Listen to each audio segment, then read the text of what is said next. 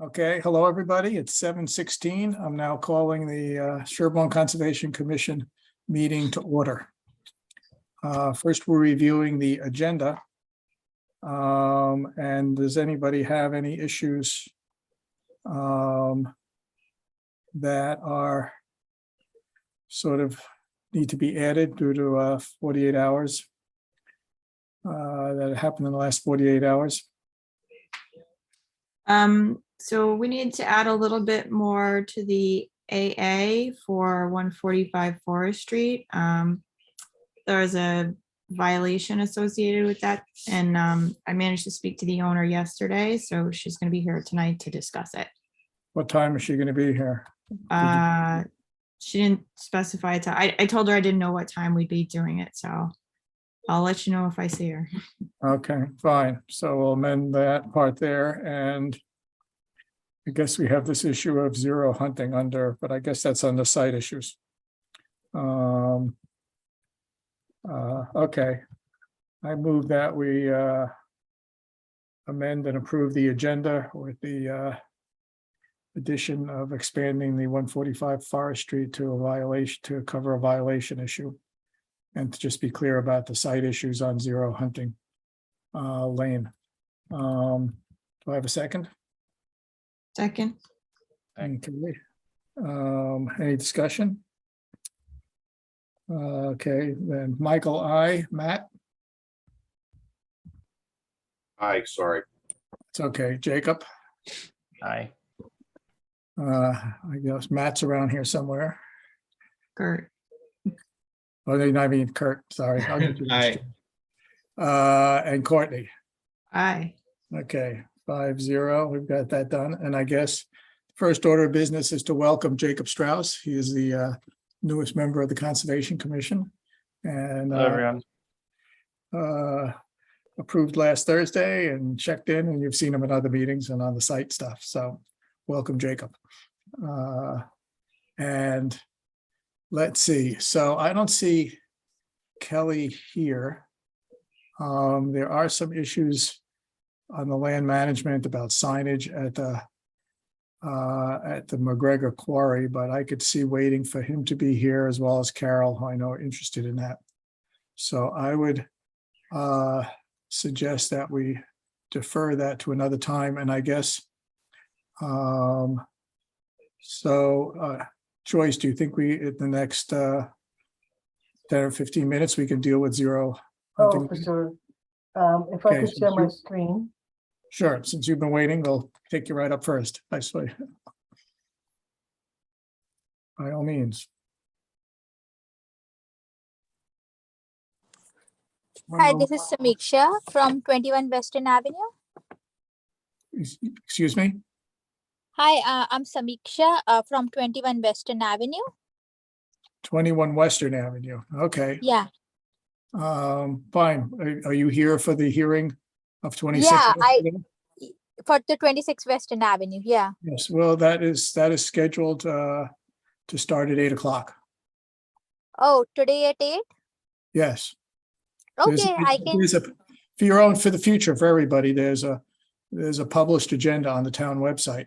And for hearings, you could see that there are specific times that certain things are taken up, so that it could help you make better use of your time. So you're welcome to stay, or we'll see you at 8 o'clock. Yeah, I will join back. Thank you. Okay. All right, can you see my, are you able to see my screen? No, I Not just, yet. All right, hold on. Let me try one more time.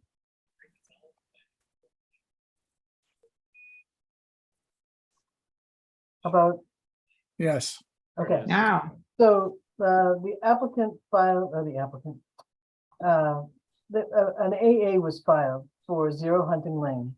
And the purpose of the AA was to, they called it to construct a house, septic system, driveway, and retaining wall.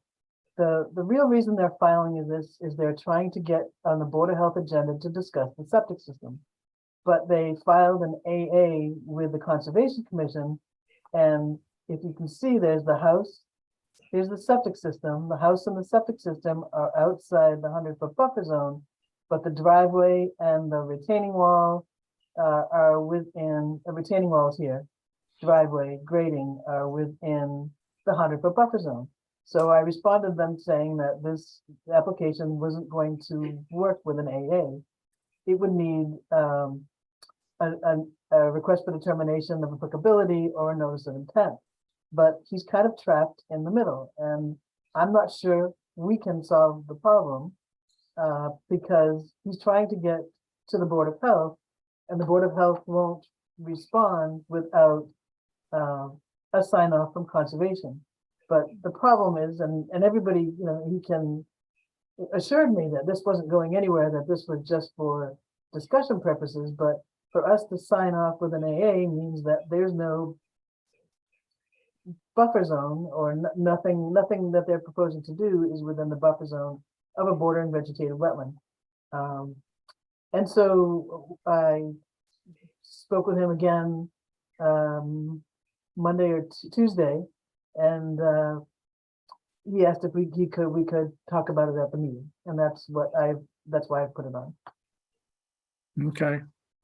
What is it? What is this, an all new construction? Is this a This is all new construction. This is a vacant piece of land. The wetland is defined over here. Again, buffer zone, house, septic, and then driveway. okay, so it's basically already, it's unaltered buffer zone at this point. Correct. Okay. So we have to, the question before us is essentially, it's going to be at least an RDA and whether it's an NOI. That's the basic. Yeah. It's- May I,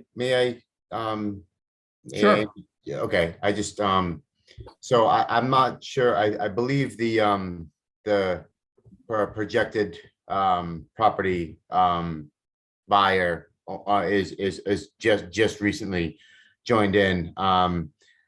His name is Connor Cassius. He's listed on the thing. He might be able to speak a little bit to this as well. But what's going on is that soil testing was conducted back in 2006 by Paul Saunier, and the Board of Health has a groundwater correction factor of 4.9 feet that needs to be applied to the test pits that were done back then in order to design the soil absorption field. And there's some discrepancy as to where that 4.9 feet needs to be taken off from. And the Board of Health won't review the plans until they've had a formal submission. And part of their rules requires me to submit to you guys first before I'm allowed to submit to them. Now, if their groundwater determination is inconsistent with the groundwater determination that's being used for the design of the soil absorption field, this whole entire lot is deemed unbuildable.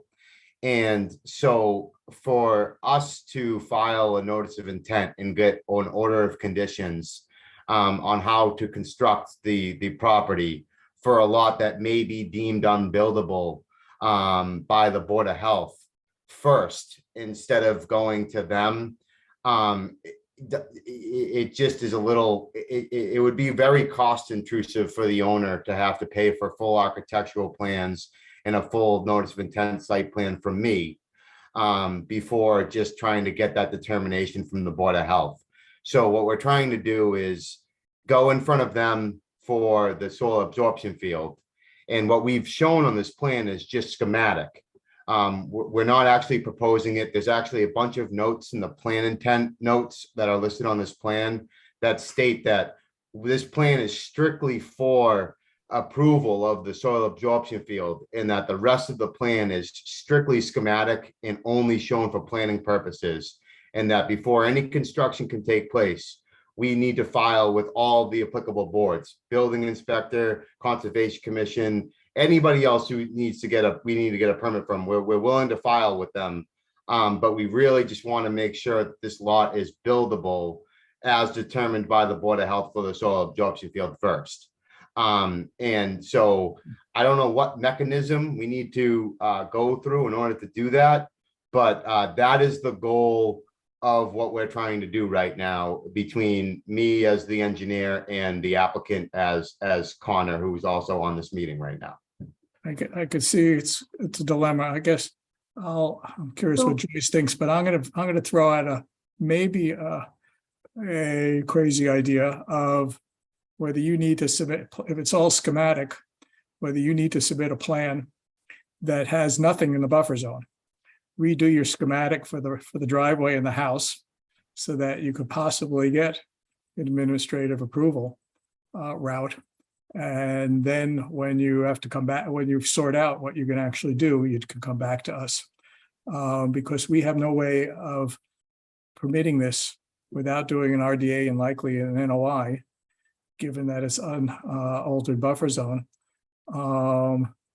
Given the plans that we have here, it's just inconsistent with the regulations and precedent. So I will suggest that kind of way out as a possibility. I don't know what other people think or whether I'm being too loose with things. So what if you just showed your driveway just to end before the septic system and just take the driveway and the retaining wall and out of the 100-foot buffer zone? Yeah, Just move your barrier, right along your erosion control barrier, right along the 100-foot buffer zone.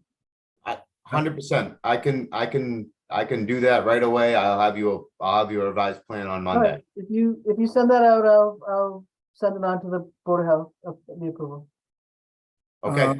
Anybody else on the commission have any other comments on this approach? I mean, it seems like a straightforward way. So could you just run it by me one more time? The soil testing was done in what Yeah, so in 2006, Paul Sonia, a professional engineer for Civilized Solutions, dug 4 test pits on the site, 3 of them within the location of where I'm proposing the soil absorption field. Okay. Back in 2006, the Board of Health used to vote every single month for every single week on what the groundwater correction factor would be based on what material you were in, whether you were in sand or in till material. Based on the material that we're in and the. I'm gonna interrupt you a little bit because we're Yeah. almost gonna run out of time. Yeah. Okay. And I understand what all those issues are, but I don't, Yeah, for the sake of us, that's yeah. maybe, I don't know that you care, Courtney, or anyone No, else. I'm just like, if that works for us, that's fine. I guess you'll have to find out from the Board of Health if that works for them. No, Oh, that's a whole other issue that Yeah. since we only have a Good minute, luck.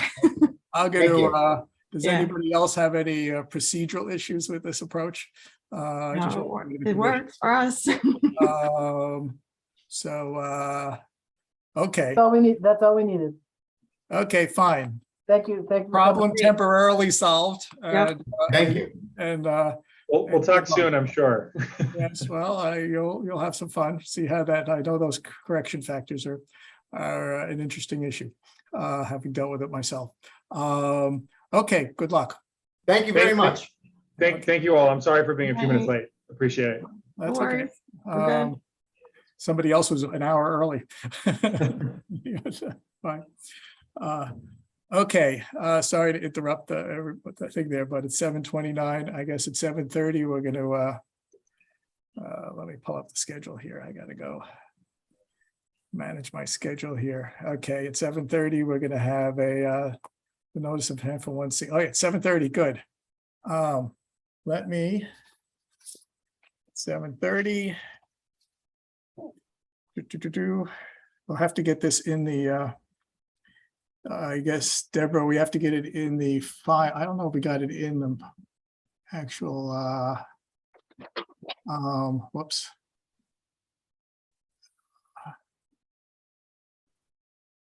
Okay, is that it?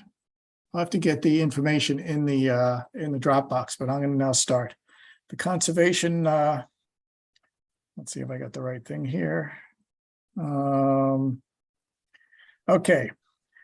A notice is hereby given that the Conservation Commission of the Town of Sherborn will hold a virtual public hearing at the Sherborn Town Hall at 7:30 on the 18th day of August, 2022. The hearing will be held pursuant to Chapter 131, Section 40 of the General Laws as amended, the Wetland Protection Act, and the Sherborn Wetland Bylaw, Chapter 17, to consider a proposal by Jillson Company on behalf of Elaine Wu for proposed restoration and mitigation following an enforcement order for unauthorized work in the buffer zone at 116 Farm Road, map 34 and lot 46.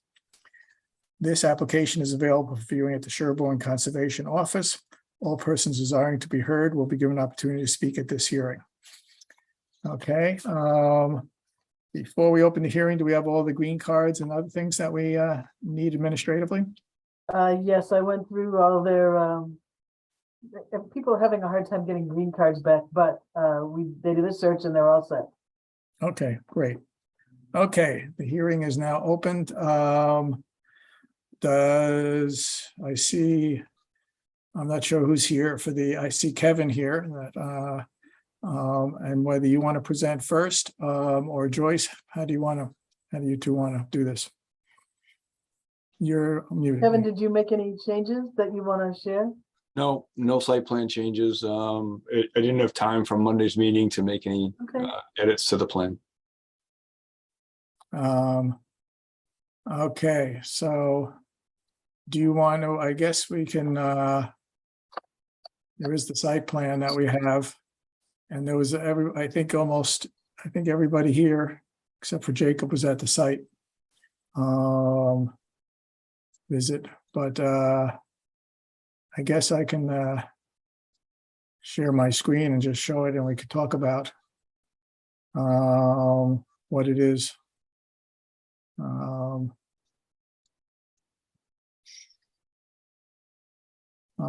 Okay, I'm going to share. I have it downloaded if you want me to share.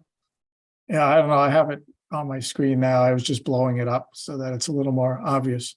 We'll see how this looks.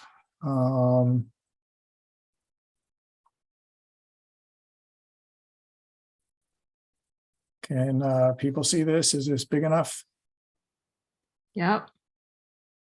Yes. Okay. I guess, do you want to walk through it, Joyce, or Kevin, which wants to walk through what the issues are, or? Either way, I'm pleased to, Michael, thank you. Okay, sure. So behind the existing house, and by the way, Kevin O'Leary from Jillson Company, they made the wetland filing and did the topographic survey behind this house at 116 Farm Road, where there was alterations in the buffer zone that generally consisted of tree cutting and clearing, and the slash removal, and also construction of a boulder retaining wall that we viewed at the site walk on Monday. The proposal is to, on the site plan with detail, is to construct or install these planting areas as noted between generally 25 and 50 feet from the wetlands, whereas the boulder retaining wall was constructed just beyond the 50-foot setback or distance from the wetlands. And there's some regrading on top of the wall between the house and the wall.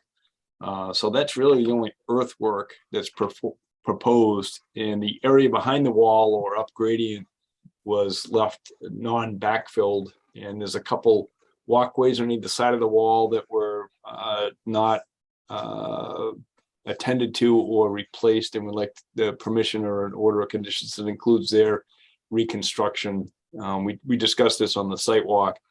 A few other items that we discussed were the deer fencing along each side where it was heaped or stopped down near or around the 50-foot buffer zone on either side. Also access, we walked up and around to the existing driveway there, which is in front of the house, not shown on the plan, and that the commission wanted to evaluate the use of the existing, I label it on the plan as existing walkway path, but it was really the access for probably bobcats to build the wall. And as the commission may remember, members that were on the site walk, that in front of the wall, it was all the disturbed areas were bark mulched and there was no erosion down to the wetland areas. The compost earth blanket was also subject to discussion, and I've reached out to try to get answers to some of the questions that were asked relative to its application or need to apply it in this area. There's a half a dozen or a handful of other comments were made by commission members at the site walk, which are all going to be incorporated on the revised site plan that pertain to just, I guess, generally specifications to be added or discussed at the meeting or at this meeting, and go from there with it. Okay, I want to interject one thing, is that we had a little, we did some poor scheduling for this meeting. So I'm just going to alert people that we're going to have these little interruptions where we have to open and close hearings that we scheduled, that we just didn't quite schedule this notice of intent at the right time. So I'll have to apologize in advance. It looks like, and then one's going to be at 7:40 and one's going to be at 7:50.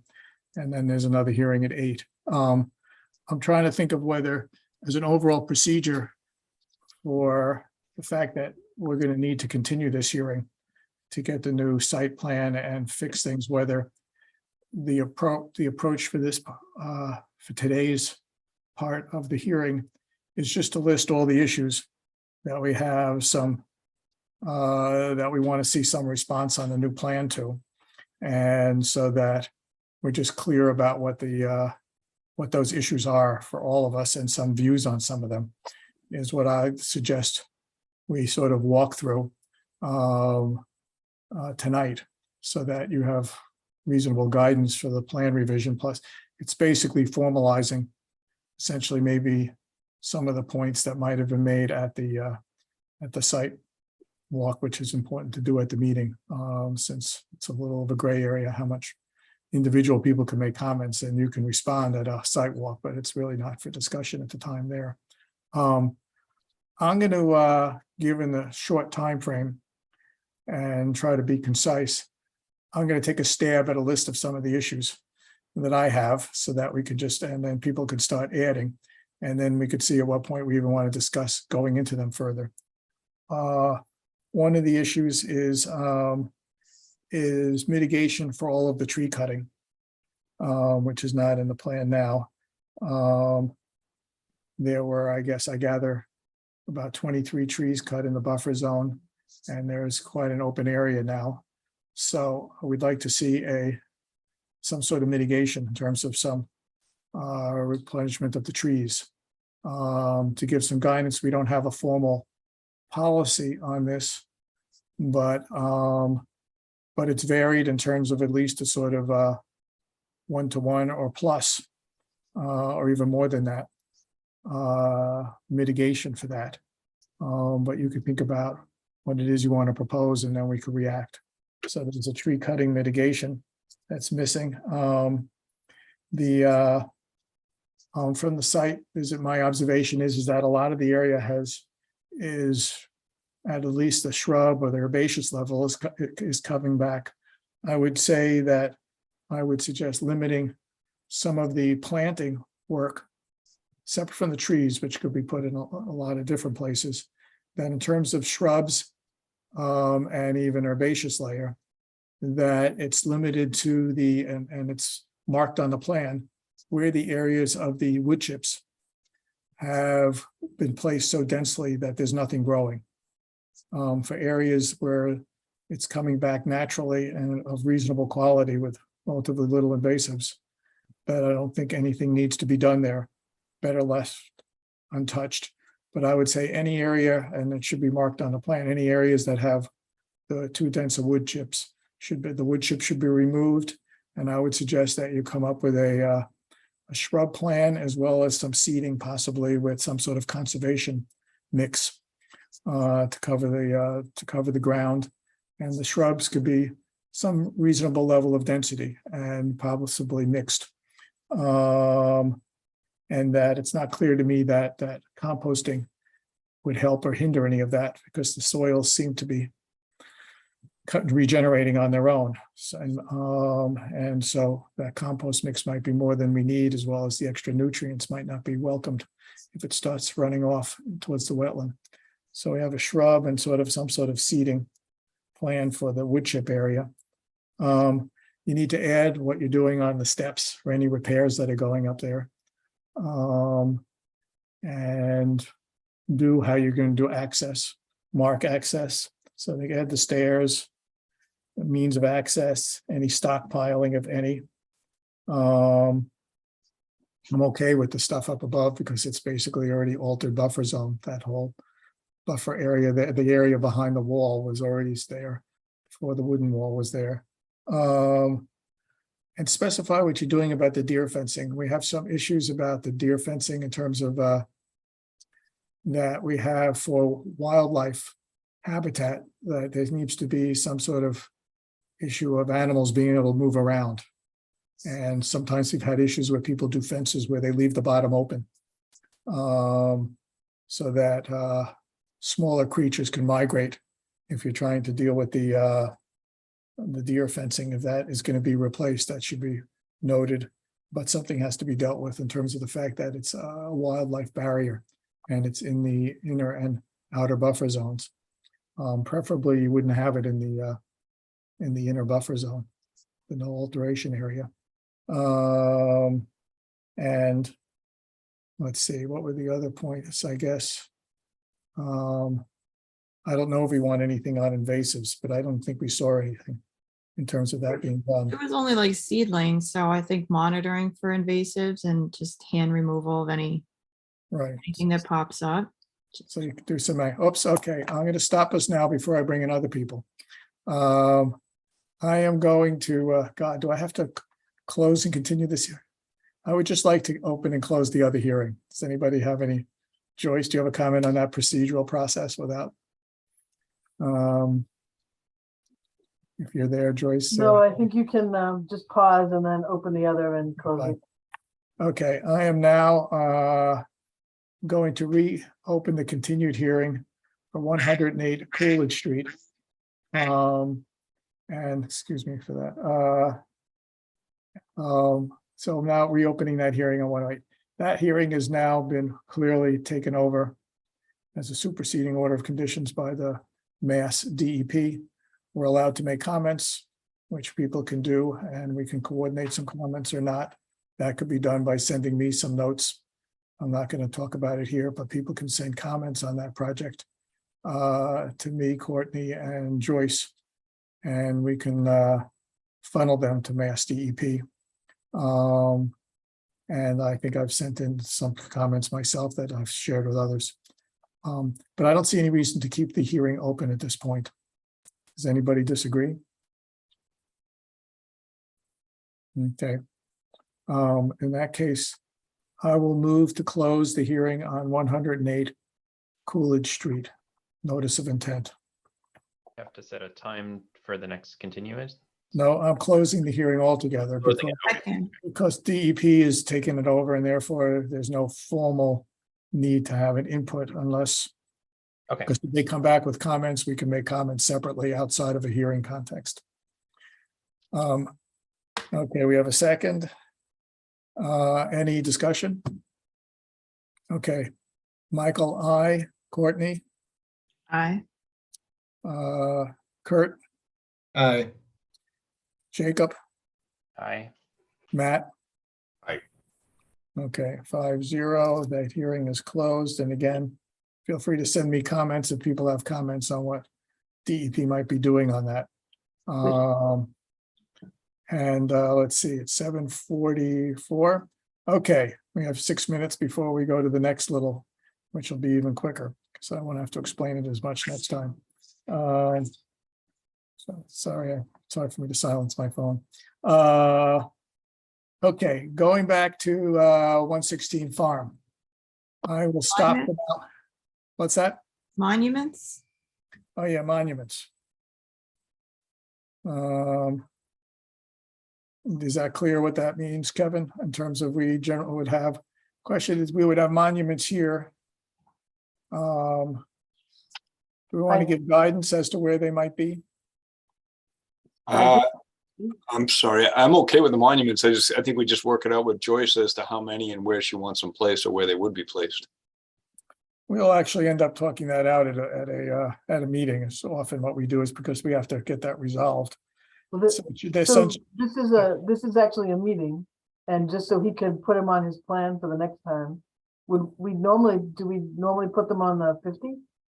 Well, it depends on what the nature of the buffer zone is, and that we want to keep people from doing even work in the outer buffer. That's Well, the 50 goes right up to his wall. Right. That seems to make sense. okay. I'm just looking at the areas on the sides here that are natural, and where I could see having along the 50 here. Can people see my cursor? Yeah. Oh, whether we have whether the monuments also go around here to just protect basically the rest of the native buffer zone here, rather than following here. I would suggest that we have that the monuments also go here, because we want to keep that as natural as possible. And over here, whether with the trees here, whether we want to keep it expanding a little bit over here too. I don't know what other people think. That's my offering some ideas. I feel like we've usually followed the edge of whatever area was previously altered, just so that there wouldn't be further expansion. You know, sometimes it conveniently tracked along the 50-foot or the 100-foot, but I think sometimes we've done it at the edge of people's lawn. Exactly. Well, that's what I'm trying to get at. Let's be specific here. Let's get down to the nitty-gritty of what the people think it makes sense. Because here with trees, and that was, I think, fairly natural before, and over here as well, even though some trees were cut. But whether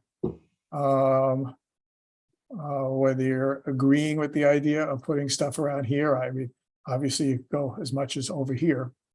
But I mean, we could leave it up to some discussion with Joyce and the client to say that we would like to keep it along the 50 here, but consider putting monuments somewhere around here to protect more of the native buffer zone around here. I mean, we could just sort of leave it at that as instructions and discuss the specifics when they come back with a plan. Does anybody else have any other comment on that? Looks reasonable to me. Okay, we'll leave you with the guidance of picking some places along here and here to keep basically more of the native buffer zone protected in the future. Okay, I'll come up with monuments and show them on the plan as proposed locations, and then, be up for the next, Okay, for discussion. So, yeah, we'll finalize it when we finalize the plans at the next thing there. Yeah. And we already have the monument with the tags and whatever else. Joyce can show you that. Yeah. What else? Do people have other conditions or issues that we want to bring up? Well, I think one of the concerns too is about the specific plantings. It's a very steep site up from the wetlands, and so some of the shrubs proposed at the top of this slope, they may not have enough moisture up there to be successful. So it might be a good idea to pick a different set of plantings, because the winterberry and the blueberry probably want to be closer to the wetland rather than so far up there. Right. okay, we can look at that and change it out. Yeah, you can talk with Joyce. I mean, one of the issues is that the conditions that we standardly have is that once we get the density of the number of plantings, that there's 2 growing seasons and a 75% survival rate of the shrubs. So you want to find shrubs that'll survive and do the planting at the right time and figure out how to keep them alive. Obviously, it's complicated in the middle of a drought. And the survival rate for trees will probably be close to 100% in the conditioning. But so you'll have to figure out what might make sense at those in that terrain there.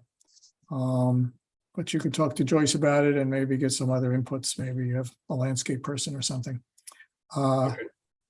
Any other issues? I mean, obviously we can have other issues and ideas at the next hearing. I'm just trying to give Kevin as much guidance as possible, to make the next meeting most efficient. Michael, you had talked about not having individual groupings of plantings, but to have them a little bit more mixed up. Yeah, right. We often suggest that have clumps, and it's more irregular planting pattern than a landscape pattern. But you'll have to have the ground layer. And I guess the mix there. Let's see, I'm going to take this pause. People can think for a few minutes. I am now going to reopen the continued hearing for, where am I going this here? For 0 Washington Street, notice of intent. Again, this notice of intent is now before the Mass DEP for a superseding order of conditions. And again, we can make comments, which can be sent to me, Courtney, and Joyce for funneling to DEP. And for now, I'm moving that we close the hearing on 0 Washington Street. Oops, I see somebody is, I guess I could get a second. Second. Okay, now it's discussion, and I see that Katie and Tom Trainer have, I wonder if they have the same question that I was. okay. Why don't you go first, Courtney? Have we heard anything about when it's going to be rescheduled? No, These visits? No. we will let everybody know as soon as we know, and we will participate.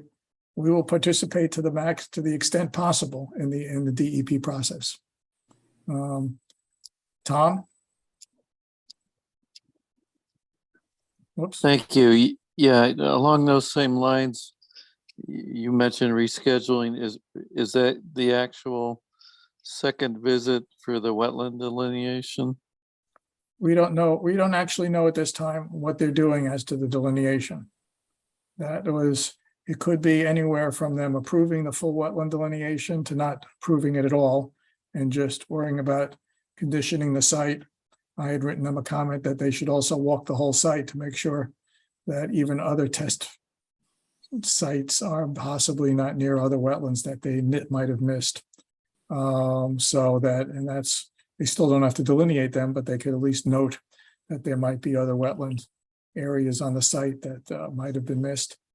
But yeah, so we don't know what it is they will do at another site visit. And a second question, just a little broader context. What's going on right now is just the application for the digging new test pits. Correct. And the MSDP is running the ball with it.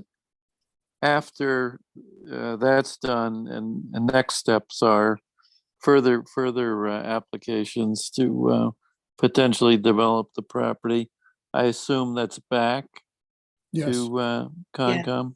that'll be come back for us, and we are better set up now, and we will not miss the 21-day deadline, which we've. Please, I think these are the please. only, just I want to say for the record, I can these are the personally. only times. These are the only times that we've ever missed a deadline in the 10 or 12 years that I've ever been on the commission, and they were extraordinary settings. So therefore, it's a rare event. I completely understand. Thank you. Michael and I are promising not to resign. Um, Ah! That's a separate issue. Thank you. Okay, any other discussion? Okay, vote Michael, aye. Courtney? Aye.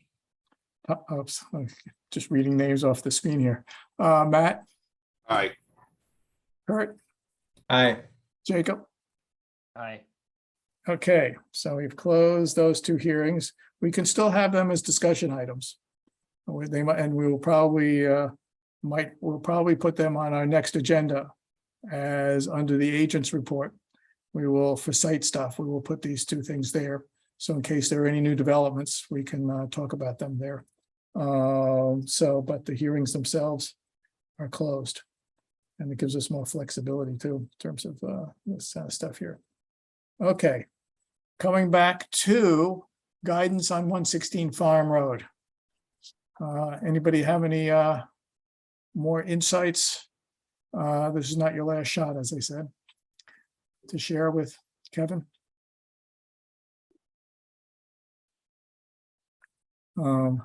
Joyce, I guess we covered all the stuff.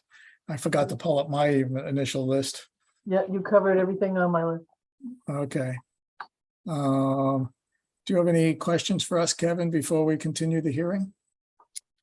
I don't think so. I think just I got to get the plan revised, try to incorporate all the comments, and then do we set a date for the next meeting, or wait till the Exactly. plan comes in, or? That's my next item to you, is that normally we would pick a time certain, which is what we have to do. Yeah. Our next meeting of which is on September 1st.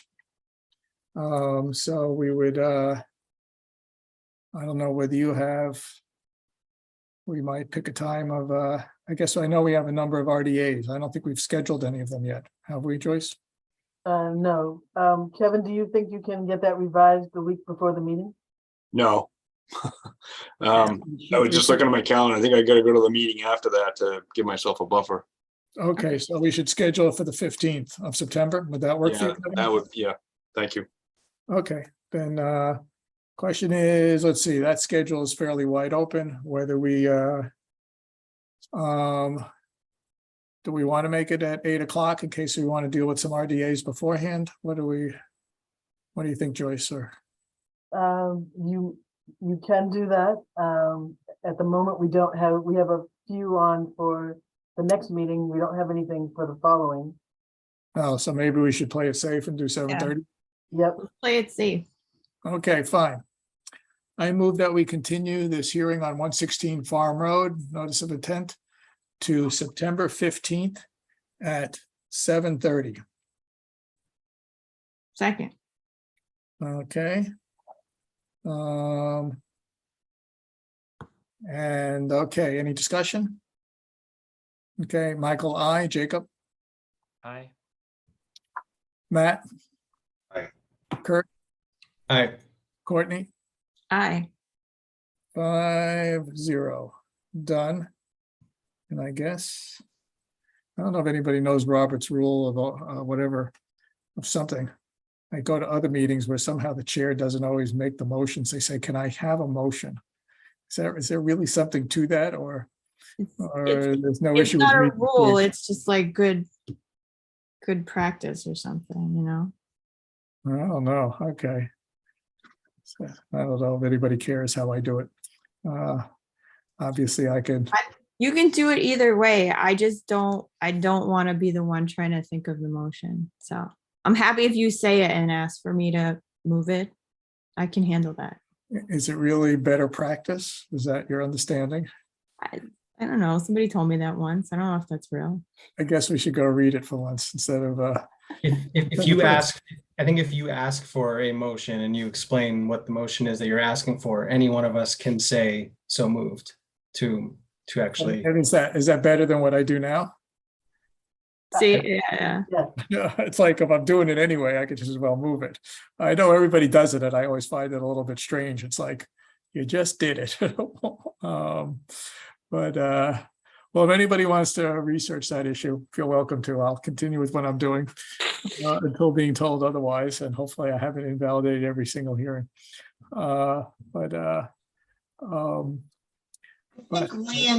Michael, I think Yeah. land management boards use it the way you're doing it, and select boards use it the other way.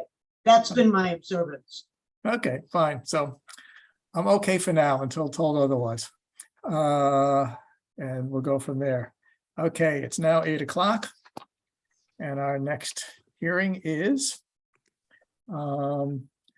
notice is hereby given that the Conservation Commission of the Town of Sherborn will hold a virtual public hearing at Sherborn Town Hall at 8 o'clock on August 18th, 2022. The hearing will be held pursuant to Chapter 131, Section 40 of the General Laws as amended, the Wetlands Protection Act, and the Sherborn Wetlands Bylaw, Chapter 17, to consider a proposal by Creative Land and Water Engineering LLC on behalf of Eduardo Rosa for soil investigation and testing for septic and stormwater.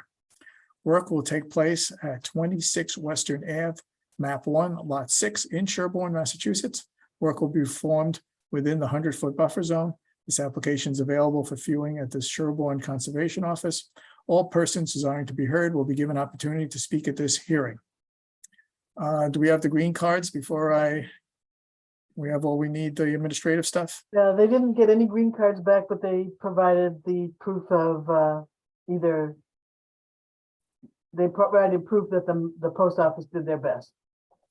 Some of them received it, some of them did not, Oh.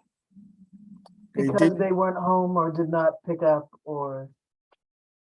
So I would say they've shown that they did notify people. okay, I guess we have to go sort out what that means for, So they didn't get back their green cards for whatever reason. So they went and did the search on US Postal Service tracking. to And show I that think, it was delivered or tried to deliver. right, and several of them got it. Some of them were never responded to. So the post office, so it's held at the post office and then sent back to the sender. And we still haven't received it. So I don't know what's going on with the post office. There's lots of new stuff. So do we have the record that it was delivered? Has that been supplied? Yes, yes. Not We that it was just, delivered, that they attempted to deliver it. Or delivered, the combination, we have it. Yeah. for each no, of them. there's a total 8, well, they So he sent delivered. me, so he sent me a PDF of and I also went on the US Postal Service and looked up some of them also, to see whether or not, so some of them had been delivered. Some of them were attempted to be delivered twice and then held at the post office until it gets sent back, to Duchesne. So Right. people don't always pick up green cards. I mean, pick up sign the green cards. Okay, fine. We'll consider then the public, I mean, right, we're just trying to do our due diligence that Right, so he's provided is- proof that he mailed them that abutters were appropriately notified. and that the post office attempted to deliver them. Okay, fine. So we are opening the hearing for this the soil testing, and I think many of us have also were on the site walk. I think all of us were at the site walk on this one. Okay, I guess is there a revised plan? I can't remember because we moved a few things as well as some notes, or that's to come. We moved 2 test pits to Shang.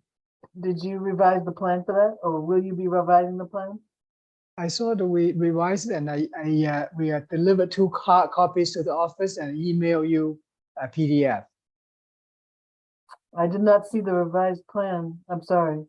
That bring me on. Can We you- definitely can you delivered share 2 it? hard copies to your office. Can And you- I That's fine. email. Can you share your screen? Yes. Oh, that's interesting. Oh.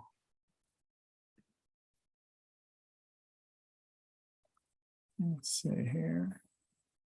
Right. I guess that other, Well, I couldn't find. I my- guess I hope that other resident shows up. The one who's in a butter.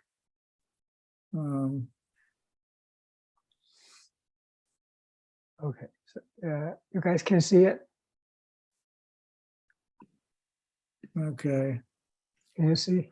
okay, that has a revision date in the, I guess. in Yeah, the so, yeah, basically, the test pit moved out, test pit 1 moved out of the 50-foot buffer zone.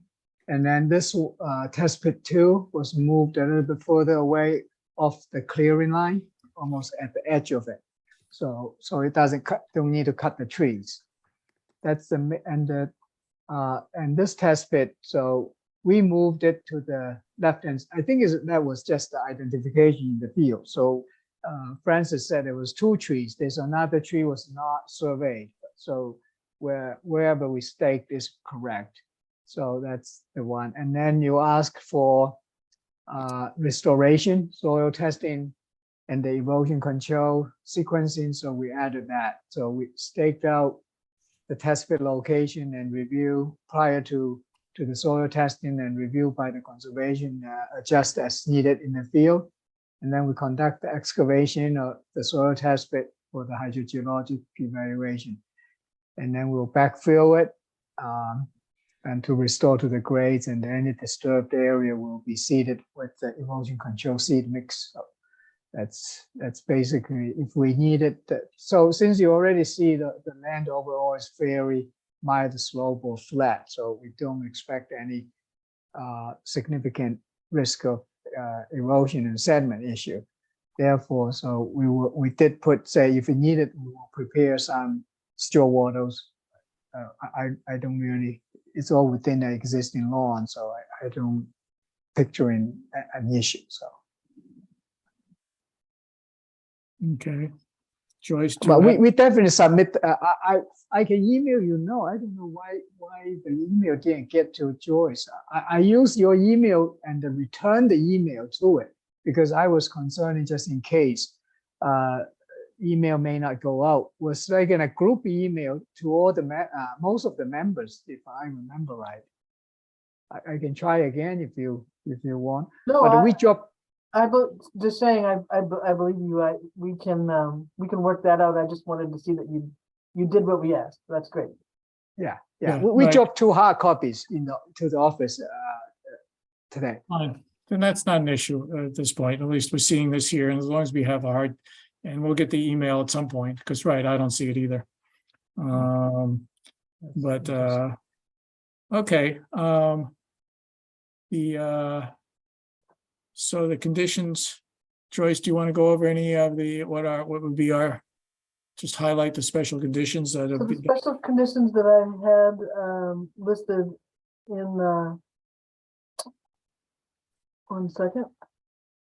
yeah, I can pull it up. I mean, I have it on here if you want to pull it up, or we don't, or you could just talk about it.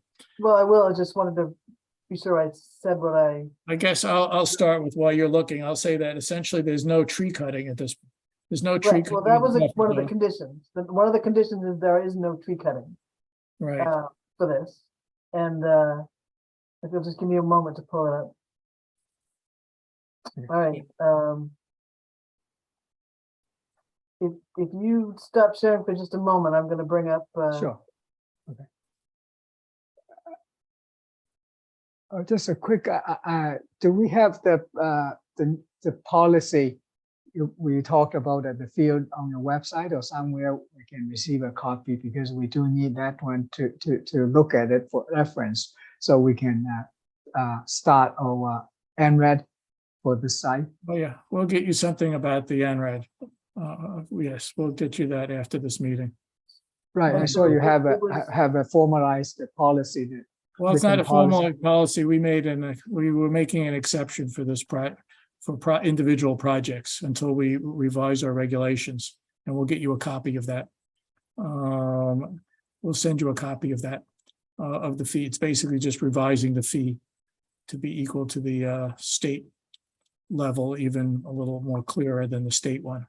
So that the bylaw for this project could be that. And we'll get you that after this, but I just want to focus on this NOI at the moment. So the conditions were that erosion control, because you talked about it in your narrative. I did not see your plan, so I didn't reference the plan for that. I'll revise it. But in your narrative, you talked about that you would use erosion control at least at the 50-foot, if not closer, on the down gradient side of the testing areas. That you'll be restoring the area in kind, and you have a detail on your plan that I will better reference now that it's there. And there really wasn't, and no tree cutting. There really wasn't anything else. There's a pre-construction, once you get your erosion control set up and establish where you're doing your testing, there's a pre-construction meeting. But I imagine it's going to be very quick and simple, because most of you only have a few areas in there, and that one of the things I do want to talk about, Michael, for this, to close this out, they really don't need to do an as-built plan. Really, it's just either post-construction photographs and a letter. They don't really need an as-built plan for the soil testing. Yeah, that makes sense. Just pictures of each, Yeah, each that makes site, sense. each site that's in the buffer zone, just showing that it's been restored. Right, Like there's no erosion and there's no runoff or erosion from the site towards the wetland would be sufficient, I think. I would Okay. agree. So we should just put in there, I don't know if you put it in there, the idea of just having a photographic documentation. So we always request post-construction photographs. We don't. Oh, always- okay, fine. And we also request pre-construction, pre-work photos to be able to, so Okay. that it helps you document that. If we think something's happened, you can say it's already been there. No, that's good. Yes, I forgot about that. It's live and And learn. so that really, there really wasn't any other condition. Everything else is standard. Well, I'm gonna just bring up the issue of, I couldn't tell what you said, Shang, of about erosion. Or as we were told, sediment control. That whether you were arguing that you didn't need them in most places or putting them, I don't know whether what you have marked on the plan for sediment control versus having it available on site, or whether, I don't know, enjoys what we think is needed, given how flat it is. Yeah, that's what I was understand is, since we all confined by existing law, and it's only very short time. At the day we are doing the testing, we're not going to do it in the rain. So when we are done, we're going to restore to the same grade and back and seeded area, and we'll probably put some kind of mulch, like in a straw mulch on it. And I don't really feel it make that much to get sausages all over the place in the lawn, for So- just. Maybe the only one that it makes a difference to is the one that's beside the garage, where everything slopes down to that wetland. Yeah, we can. Yeah, we can just put. Maybe that's the one. Yeah, you should put we in. did say if we see that needed, we can add a store water at the down gradient side of the testing area.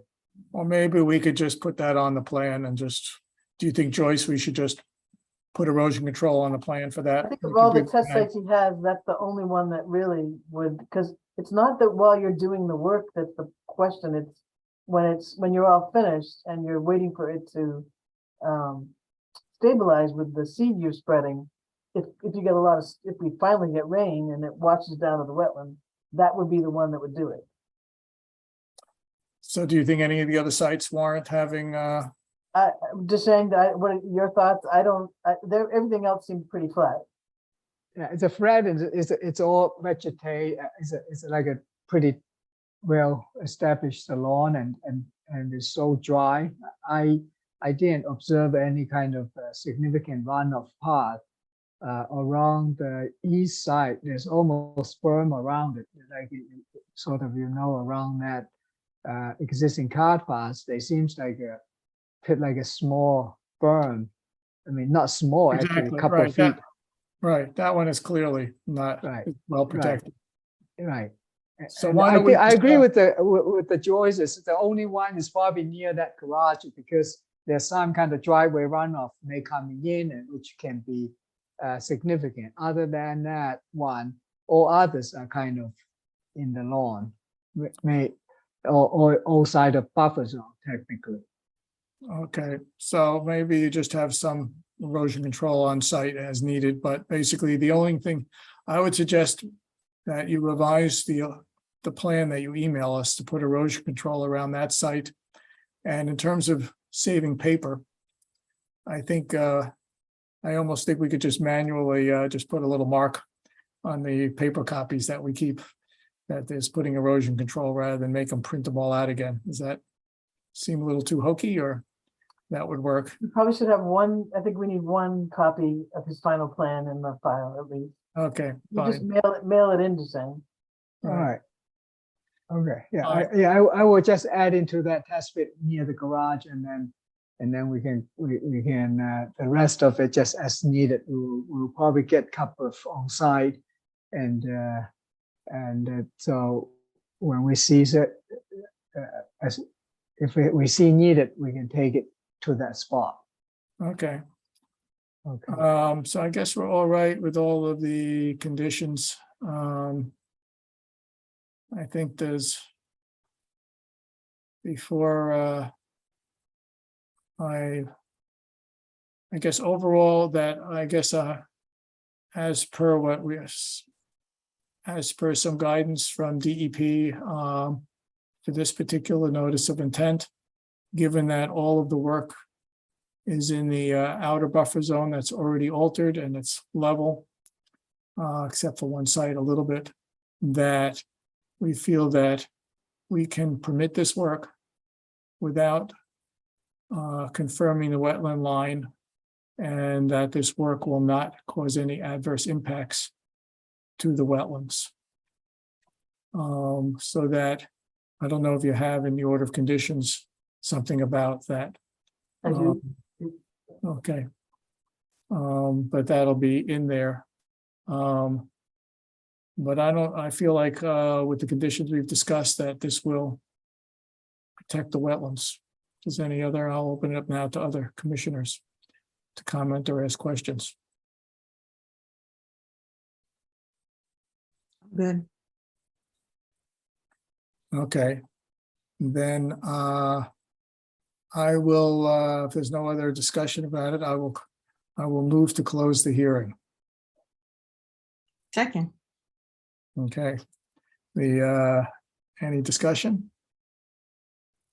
Okay, Michael, I, Courtney, Aye. Kurt, Aye. Matt. Aye. Jacob. Aye. Okay, just for the procedure for the new folks. What you go through with the notice of intent is you have the hearing process that we just had, where you do all of your sort of discovery, your finding of information, requesting information, discussing of issues it's where you basically get all of the information you need to do it. And I guess now that I've never formally spoken about it, then you can close the hearing. And then there is the formal process of making a decision on the application, which you can still have discussion of it. You can actually also come up with new conditions and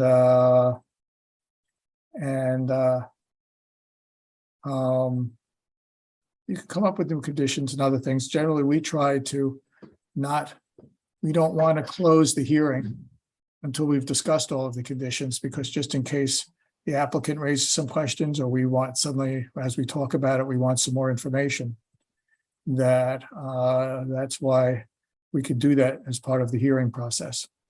So in general, my preference is that we sort out all of the order of condition issues during the hearing, even though it's possible during this period right now where we discuss whether we're going to permit or approve the project and with what conditions can come up with additional conditions.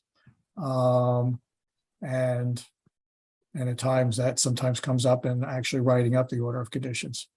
But at this point, I know a few people have come into this meeting here. I'm going to ask whether anybody was here who just joined recently. I had a few people. Was anybody, I guess I forgot to ask, even when the hearing was open, whether anybody from the public had, my mistake, I apologize. Did anybody have any questions or comments about this project on 26 Western Ave? Please raise your hand or just start speaking in case that's easier.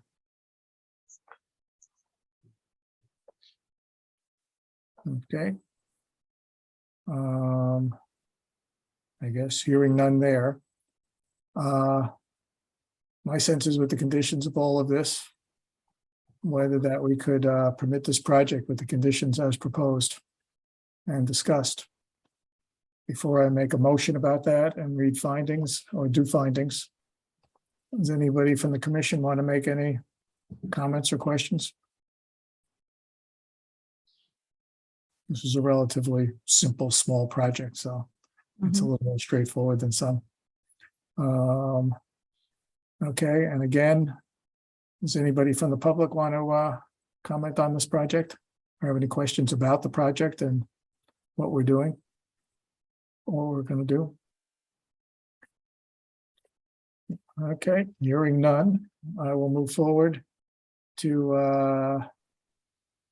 I will make a motion that, I think I'll make some findings, and then I'll make a motion about the project for people who, I am going to, for the sake of many people who haven't always seen this stuff here, I'm going to share my screen. This is a draft of the order of conditions that we have a certain amount of time to prepare after we close the hearing. I think we have 21 days to issue a decision. I got it right, after we close the hearing. And then the applicant, there's a 10-day sort of appeal period before they can actually start work. And anybody and just about anybody can appeal an order of conditions. A resident, I don't even think you have to be in a butter, but there's a 10-day period after we issue the opinion before the applicant actually can do any work to see if there's any appeals. We try to do this sooner than later so that the applicants know sooner than later what the decision is and whether anybody's going to appeal it. I'm only going to summarize some of the findings here as part of the motion. We are finding that the proposed project of soil investigation and testing for subsurface sewage disposal and for stormwater, that this work will occur all within existing lawn maintained fields within the outer 50 to 100-foot buffer zone to bordering vegetated wetlands. And access will be from existing driveways and existing lawn and field. There will be no trees cut during the performance of this work. And there will be one site subjected to erosion control. The document submitted consists of a notice of intent from Creative Land and Water Engineering and the project description and the plan that I guess will be revised as a revised plan with the erosion control will be submitted. And the notice of intent will reference that date of that plan. The commission hereby finds that the work proposed will not result in adverse impacts to the adjacent wetland resource areas, finds that the applicant has provided sufficient evidence to demonstrate that proposed activities, including restoration of the ground surface and kind, will not cause alterations to the BVW during or after construction of all the conditions in this order amount are met. Additionally, the commission finds that the following conditions are necessary. That we have discussed, and to the extent that the following conditions are modified or different from the plans, the notice of intent shall control. This order of conditions does not result in review or approval of the wetland delineation as shown on the site plan, as the commission finds that this work can be conditioned without that and will not cause any adverse impact to the wetlands based on the site conditions and where they're testing. This is relevant to the quality and water of the interest of private and public water supplies, to the quality and quantity of groundwater supplies. Oops, what's going on here? There we go. To flood control, storm damage, prevention of pollution, prevention of erosion, and wildlife habitat. Therefore, the Sherborn Conservation Commission hereby finds that the proposed project is approved subject to the findings and conditions discussed and to be included in the order of conditions. That is my motion. I second that motion. Okay. Feel like we're going to break out into song. Yeah. Or I'm dating myself. Any other discussion? Or any discussion? Which can also include the public. Okay, in that case, Michael, I, Courtney, Aye.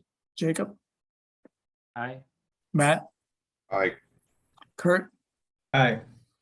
okay. 5-0. Go forth and soil test. Well, So, after so- 20, after 20 No, 20 days. so we have to get this signed. So we need to have members to come, well, I'm gonna put a signature sheet out in the bin tomorrow. If you all could come in over the weekend and sign it by Tuesday, if you could. Then Deborah will distribute it. Okay, and these order of conditions are in these draft order of conditions that I'll have on the screen. Yeah, I'm gonna make a couple of changes that you called out that you were reading. I'll make some of those changes And just so everybody knows, others can review this there and make some suggested changes. so. To, if you have any change, If you want to do suggested changes, I mean, I won't put I'll need to know what your suggested changes are. yeah, send them to, basically, as with many of these things, send them to Joyce and to the co-chairs. And we could make some decision about them. Okay. But yes, there's a lot of, it's something to read. This is a lot of standard conditions that we do in almost any order of conditions. Sometimes we maybe include too many of the standard ones, so you'll notice that we try to wean them down to the appropriate ones for a project. But sometimes those might be more than is needed for a project, which is always better than less than needed. So that's the process here. And okay, so we're done with, let's see here. I see that there's some other members of the public here. We're going to go, I guess, before I go back to the agenda. We're going to do some whoops, let me go pull up the agenda here. We're through with the scheduled hearings for tonight. We're just going to have some discussion items, and we're going to have some time to start doing some more work on the tree removal policy. Plus, we also have some, obviously, administrative approvals. I don't know whether somebody is here. Yeah, so we From do have someone 145. here for 145 4th Street. Oh, okay. I was going to also ask who else is here for any specific thing here from the public, if you want to speak up. I don't know if Katie or Bill or Frank, or Tom or Laura. Is there any particular item on the agenda that you're here for? Michael, I was interested in 145 Forest. Okay, fine. Is there anybody else, just so I know for doing we'll do 145 next. It's not in the prize list. I was What's just that? here for Zero Washington, but Who was on the sticking commission? around. Please. What was that, Frank? I just wondered who was on the commission, Wait, we got two Zoom. new members and all. Hi, Frank. The prize list. Courtney, I know you and Michael, In there. but I guess Jacob and Kurt, I know Kurt. How you doing? And Matt? Who's on the commission? That's it, and Jacob, that's Yeah. it. You have 5 of us here. And Carol, and Jessica are not here. Super. And Frank is on the Land Acquisition Committee. Is Carol McGarry on your committee? Yes. Okay. And in fact, she is now our representative for now, unless somebody else wants to do it, to the Land Acquisition Committee. No, I realize that, and I've talked with Carol, so we're connected. Thank you. Okay. May Fine. may I ask, Joyce, do you have access to your email of the town email? I just sent you the revised plan and then added the erosion. I just want to see if you receive it because. I did receive it. Thank you. Oh, great. Yeah, because I was puzzled because I know I Okay. sent email to everybody. I maybe my email was hacked because I had some kind of weird GoDaddy Okay, kind of that's say. all right. So I'm gonna stop you. I'm glad we got that in place there. Okay, And so all right. now I will So- let Courtney take over with, let's deal with 145 Forest Street. Right, Michael, do you want to just pull up the pictures? Okie dokie. Let me I go, think- There's like a PDF that has some photos in it. right, okay. So 145 Forest Street, we have an AA pending for that. The AA, all the work, it's an addition, it's all outside of the jurisdiction, outside of the buffer zone. So that AA is ready to be signed off on. But one thing that's come to light is that there's been some work down at Farm Pond's edge that has not been permitted. And, you know, some of it, and Charlie can explain, you know, her understanding of when things happen, but it looks like some of it might be the previous owners, some of it happened recently.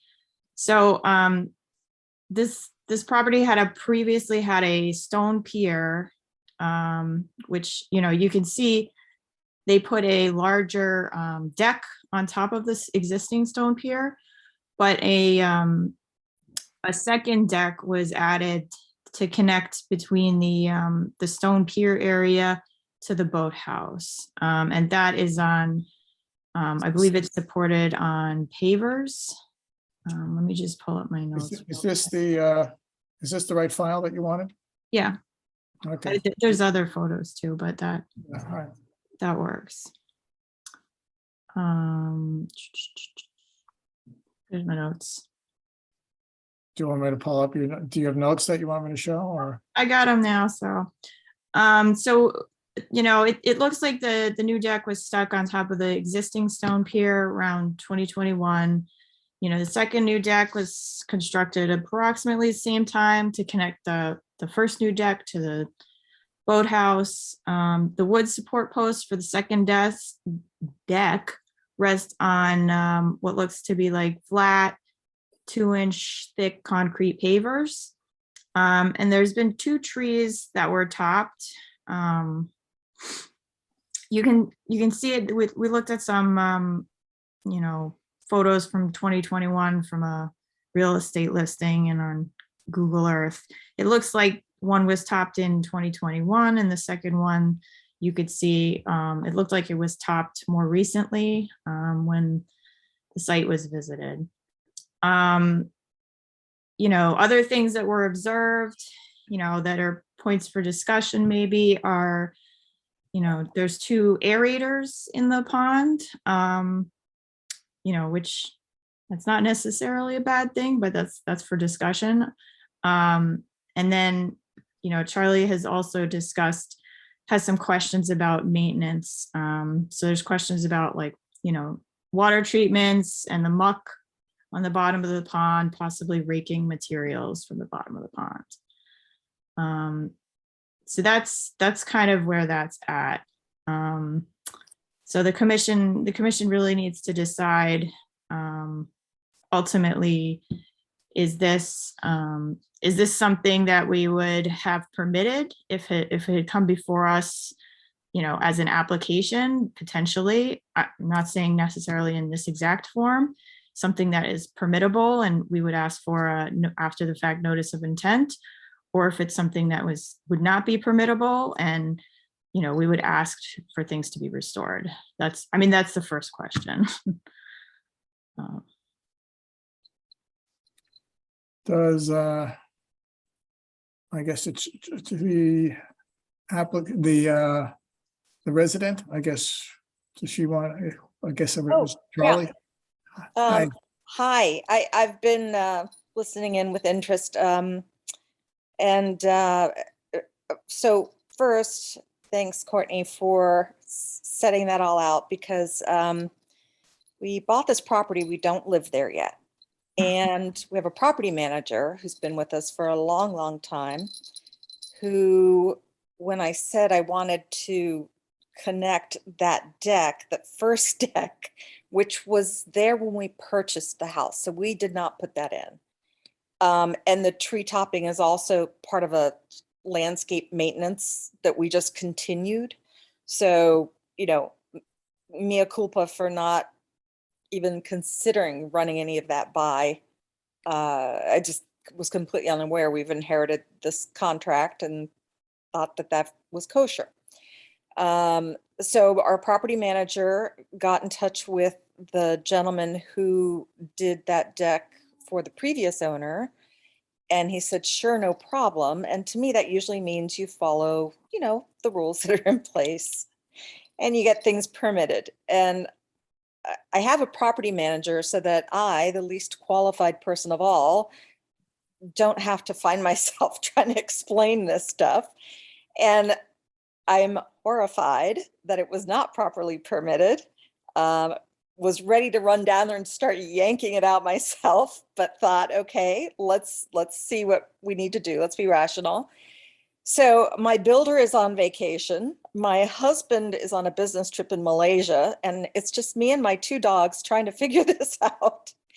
And looking for guidance and hoping that, you know, I know you don't know me from Adam, but our intentions are to do right by Farm Pond, by the Conservation Committee, by everybody who enjoys this precious resource. And we will do whatever we are told we are supposed to do. And that's where it's at. So that's what I need to hear from you all, I guess. And like I said, mea culpa, I'm so sorry. Okay, well, first I'll say welcome to town when you get here. Thanks. And we'll sort this out. Yep. Great. Essentially, that's what our job is. Yeah. To figure out what it is that the laws and the regulations permit, or how they want things done, and make it work with our fellow residents. So this is we'll try to sort this out and give you what the guidance here. And we're trying to figure it out too, since we don't often get these kind of situations ourselves. So we have to, there'll be a little of us trying to work it out. May I offer, if it helps, just open door policy to go and, you know, check everything out again, more than one site walk, you know, take your canoes or kayaks, what have you, and check it out. If that helps. Sure, appreciate it. Yeah. We'll go swim over there. Yeah, come on over, right? I may not be there, but. It's all right. It looks like there's a nice deck to get out on. Ouch. And it looks like some stairs to get out of there. At least those are not permanent. Yeah, no, that's one of the issues we had within the, I can't tell, was this, whether it's the previous owner here or there was another one of your neighbors where, you know, they had these temporary docks that they would take in and out.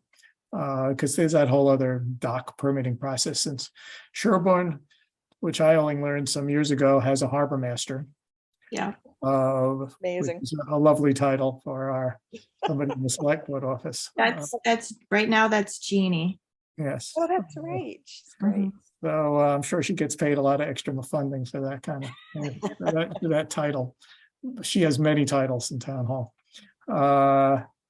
And she's also a resident of Sherborn. Awesome. Okay, so let's see. Let's figure out this thing in. How do you want to go at it in pieces of?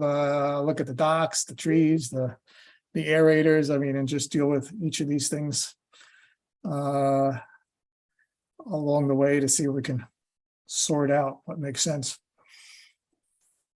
Well, do you want to? I think there's more. Is there a second page of photos on there? Or There more is pages? this one here. Yeah. Oh yeah, there is. Oh yeah, there we go. All right, the pink was my decision. My husband's not crazy about it, but he's Yeah. not home. That's right. That's the most important part of our job, is to pick people's Yes. house color. Yes. I liked your floats. Oh, the loon and the beaver, Yes. Yes, they were great. a nod to the Okay. northern waters. Okay, so I guess here is, so the deck here is on, do we want to just take it piece by piece? How do you want? We just sit It's on around. top of an existing stone pier. All right, so this part of it seems sort of existing, just redoing of an existing It project. looks like it extends a little bit past the boundaries, but not enough to care much about. Yeah, we have issues of, I mean, there's always issues of shading from a wildlife habitat point of view. Both we want shading and then there's not shading. It's the Mm. sort of changing in conditions that I guess I think we're sort of permitted with, but right, in essence, right, that's, I mean, in the future, right, I guess people, when this would be the activity sort of in almost like the, I guess it's the what, it's land over, this is what almost be, I can't tell whether if we would do, somebody who's redoing a dock, whether we would do an NOI or an RDA. Can't remember whether it's because and Joyce, feel free to chime in at any point. Joyce is not Oh, chiming you're right, in. exactly, right. Yeah, we would do an NOI. Yeah. So that when people do work in the sort of like a resource area, do an NOI just to make sure, like when we did another dock, we were making sure how people were doing the construction of the dock because we'd had issues of people were doing all the work over the water or in the resource area and they had all the shavings from the plastic artificial decking. And so we had a condition where, so we try to be careful about that. So that was part of we had an NOI and we had conditions of that, all the work would be done. That kind of cutting and care would be done outside of the buffer zone, so you didn't get the contamination from that kind of thing. Those are the kind of things that we were trying to address, if I recall, last time with another setting. And then we have so this work here seems to fit with what's in there. There's this new dock area here that basically went over what was probably some sort of beach before. Do we know what was that vegetated area before, or do we not know, or was there a path No, there? it's still in its original condition. So there's sand, actually. It's just above the sand. But when the water is higher, you can't reach the boathouse. And typically the water is higher in the winter and during the colder months, and you can't reach the boathouse. And that was the reason why I asked them to build the bridge, if you will. But it's sand. There was no vegetation was cut or anything. Yeah, it's a little itty bitty bit beach under there. Yeah, it looks like it there and there. And then this is and the stairs there you said are a temporary. Yeah, they're not even, they just level on their own legs and they're not attached to anything. Okay. And I guess, who knows with the ice, I guess you'll take it in for the winter. Yeah. And you can slip and slide to get for ice skating. So I guess in that sense, right, I mean, it would still be conditioned under an NOI, but right, I guess my first cut and my other people think that it's probably would have been permittable. And even though it's sort of shading, it's not impervious area. It's not in terms of the interests of the Wetland Protection Act. In terms of wildlife habitat, I'm not sure it's really made some difference in terms of some change of shading, but I'm not sure at the order of the 100 square feet or so. What I can tell you is that there is a very happy, fat groundhog that lives under that shed. Okay. So as far as the wildlife goes, they seem okay. One of them, anyway. So we'll condition that you have to keep a supportive atmosphere for them. So there's no change in wildlife habitat. Okay. So in terms of the work at the waterfront here on the dock and the docks, other than that, we would have had an NOI just to condition, essentially not all, just to condition how it's done would have been what we would do here. And this is sort of after the fact. Sometimes if people create shading or different things here, you ask for some sort of mitigation. elsewhere that's in the buffer zone or something like that. But I guess in terms of action along the waterfront, I guess, I don't know, other people feel any difference about. I guess one more permittable- question. The boathouse there, it's the same boathouse that was there before, it's just been painted? Is that what's? Yes, is? and a cupola added. It's spruced up. That's the word. That's why the wildlife has moved under it. Hopefully you haven't raised the rent. Not at all, but you know what? They will pay for it because I will put a little camera. I love recording wildlife, so. Oh, an invasion of privacy. Okay. Oh, no, I was hoping to. I'm put a only sled kidding. next Don't door. worry. No, it's just a pure joke, just a joke. Okay, but coming back to this part of the project, does anybody else have any comments about this aspect of it?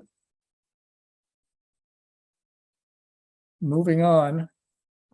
And this could be from the public too, by the way, not just the commission, because I know some other people are here.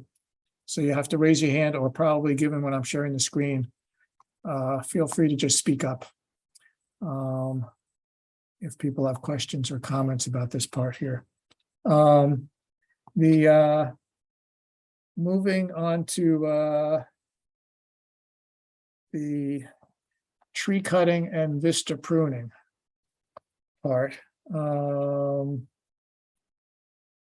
That this is in the buffer zone. Let's see if I look here, you can see some differences, I guess, from this winter. Like whether a tree here was cut or something, I don't know, but No trees were cut.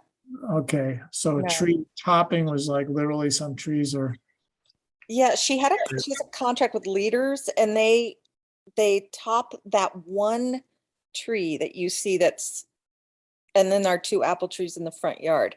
But it's the one that closest to the water. Is it the one right in front of the shed on the left, and then the one that's in between the two, in between the old dock and the shed closest to the water? Are Yes, those the two? trees we're that's talking the about? one, but I'm not sure what other one you're referring to. So yes, the one you were just circling, yes, that one, there's this, he was talking about this one as well. as yes, this- that's for sure. Okay, And the other I'm not aware of. sorry, I'm looking here. This is, Yeah, that should, no, that, the one near the old shed. this is an old picture. And Yeah, I assume this is Yeah, the tree. that and tree looks shorter now. These one are in the front two of the trees that were, I guess, vista They- pruned. they cut the one by the shed? That one?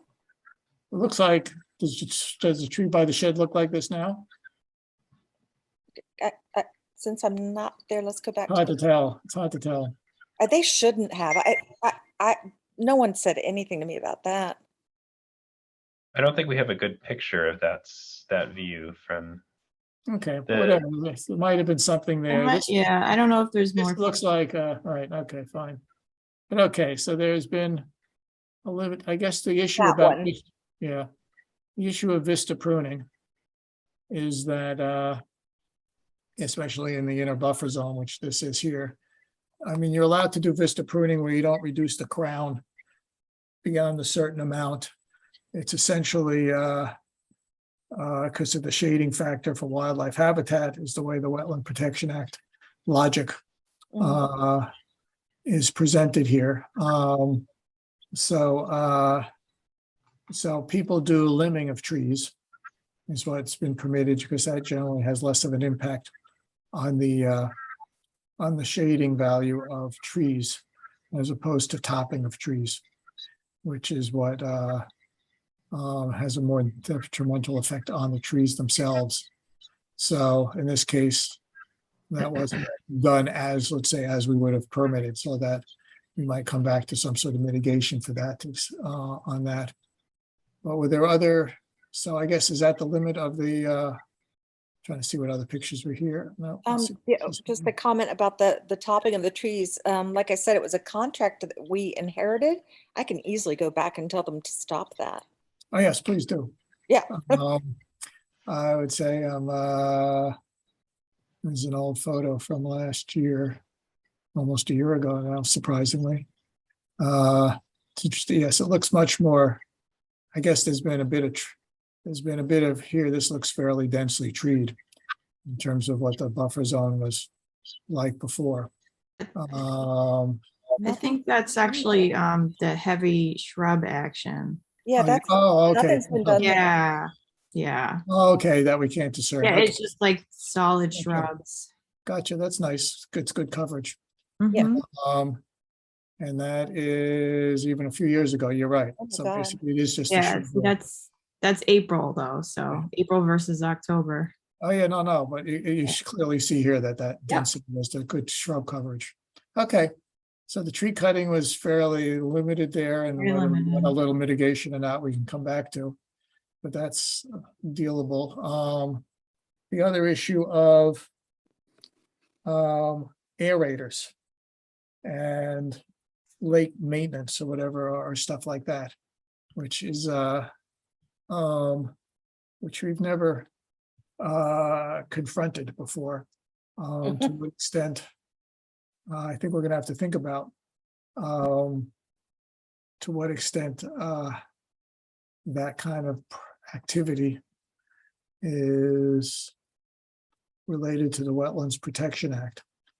Clearly disturbing the bottom is an issue that is not part of, that is under the Wetlands Protection Act work.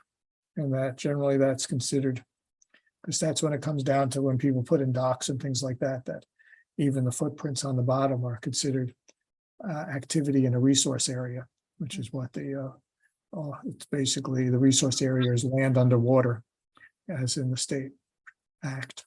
And so that, if you want to, I mean, I don't want to make it an absolute statement that we would not permit that activity, since we don't a priori say that you can't do anything.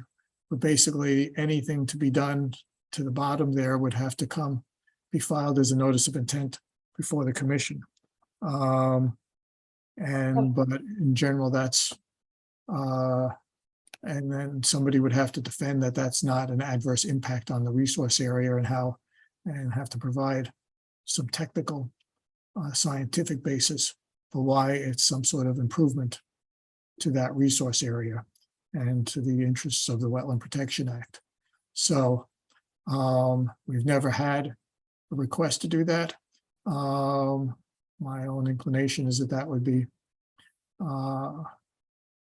it'd be an interesting analysis to see what somebody could do to, because it's a resource area and that has lots of values and their interests, values, and as opposed to the human interest of making a nicer surface to walk on, or whether that is not part of the consideration under the Wetland Protection Act.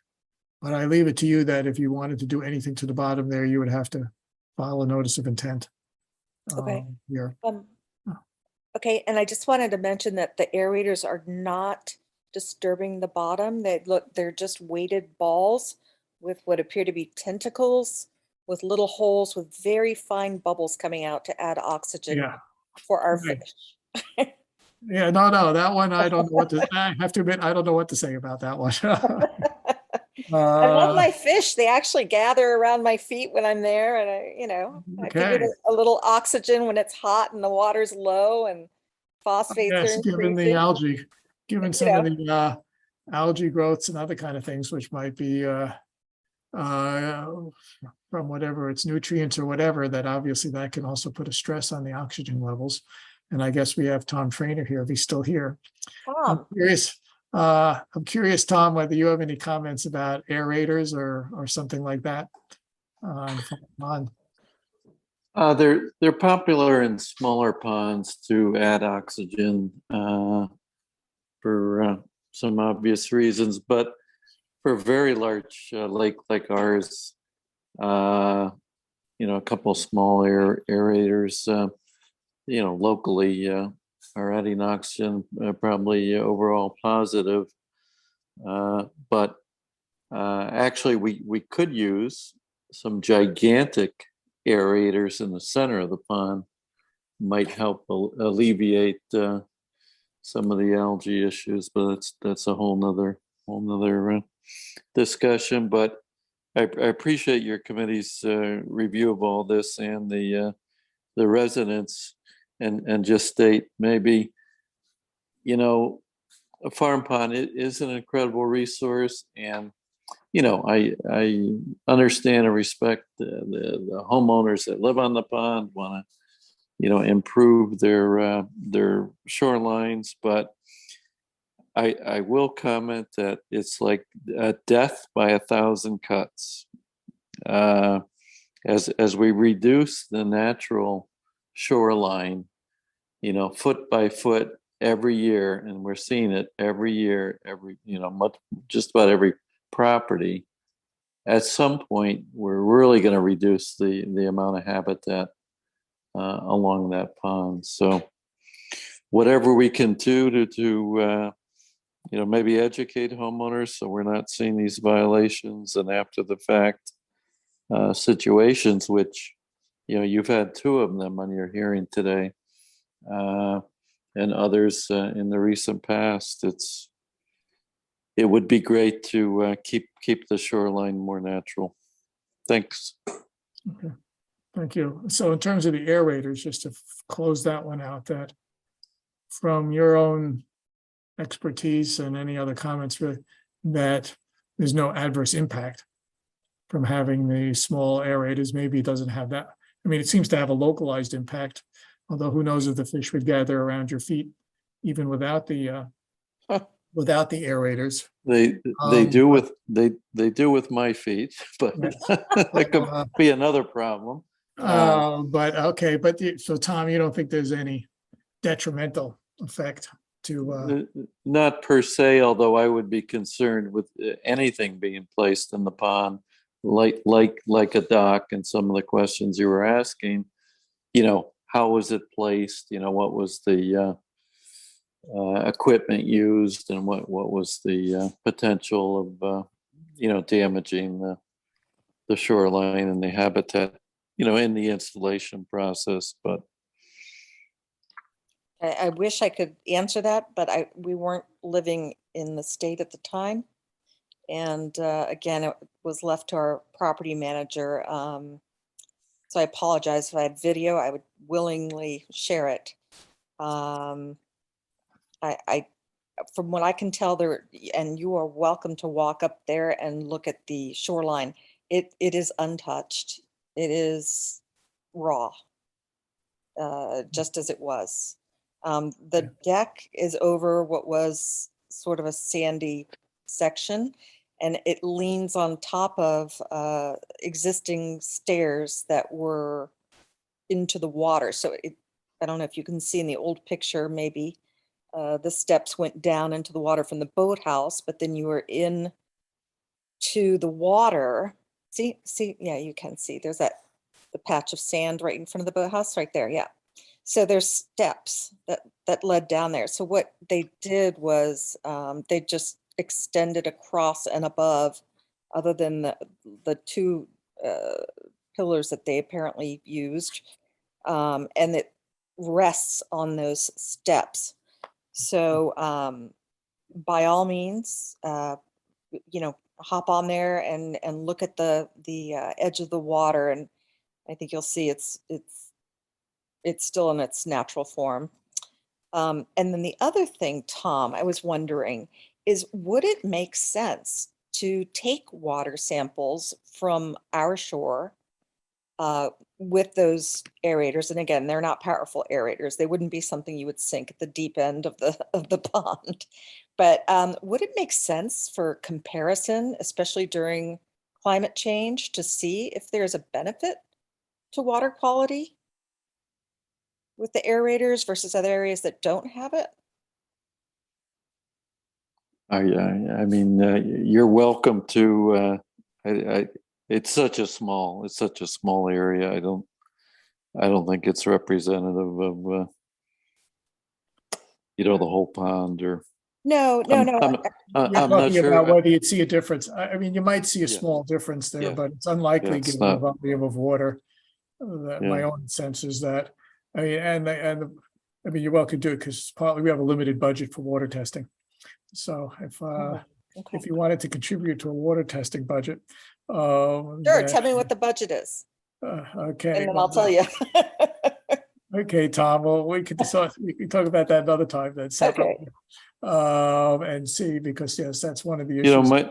Michael, if I could ask one last, Sure. add one last comment, the nice photo you're showing right there. Is a good example of, right. 25 years ago, that was a one-story house, 40 Madeiras. That boathouse was not there. And that rock wall or patio, whatever you want to call it, that the dock is sitting on, that was not there. So that's what I'm talking about, death from 1,000 cuts. 25 years ago, none of that was there. That Yeah, pier no, was I mean, not that's a tricky issue for us of whether. Yeah, Well, it was. the Wetlands Protection Act allows some activities, and the question is how much do you, right? I mean, it's that whole issue of how natural some of this looks now versus Yeah. now there's a deck across here, for example. And that was Somewhat aesthetic. Yeah, 3 or 4 owners ago. So right. It's No. I agree with you, and we're always struggling to some extent with what's permittable and what's trying to work with applicants and our fellow residents and and what can stay the same in terms of our natural setting here. And right, it's hard to tell how much, whether this is higher water because now the plants are right up to the water level and versus at lower water levels where there's more sand here. Yes, I agree with you, Tom. It's a tricky regulatory issue for us to see how much we can hold back the little inch by inch development. Okay, so the aerators coming back. I don't think we can do a little checking on that, but I don't think that's something that we would comment on. And by the way, they're simply hooked up to 2 air pumps in the boathouse. I can have them pulled out tomorrow by the property manager if, Yeah, I don't know. We'll do a quick check. We'll talk to somebody just to see if anybody at the DEP level has any comments on this, but it seems unlikely, but I appreciate the offer. And we'll continue this matter in the sense of just do a little checking ourselves since it's a new instance. I think we've covered the different issues here. And whether we're getting back to whether there's how we deal with this as a permitting issue, whether we want to do, I mean, there's 2 levels. There's the permitting issue for something that was unpermitted work, and whether we want to do an after the fact NOI, and whether there's any mitigation for any little things done here, whether there's for the tree cutting that was done. It's always hard when it's very small changes.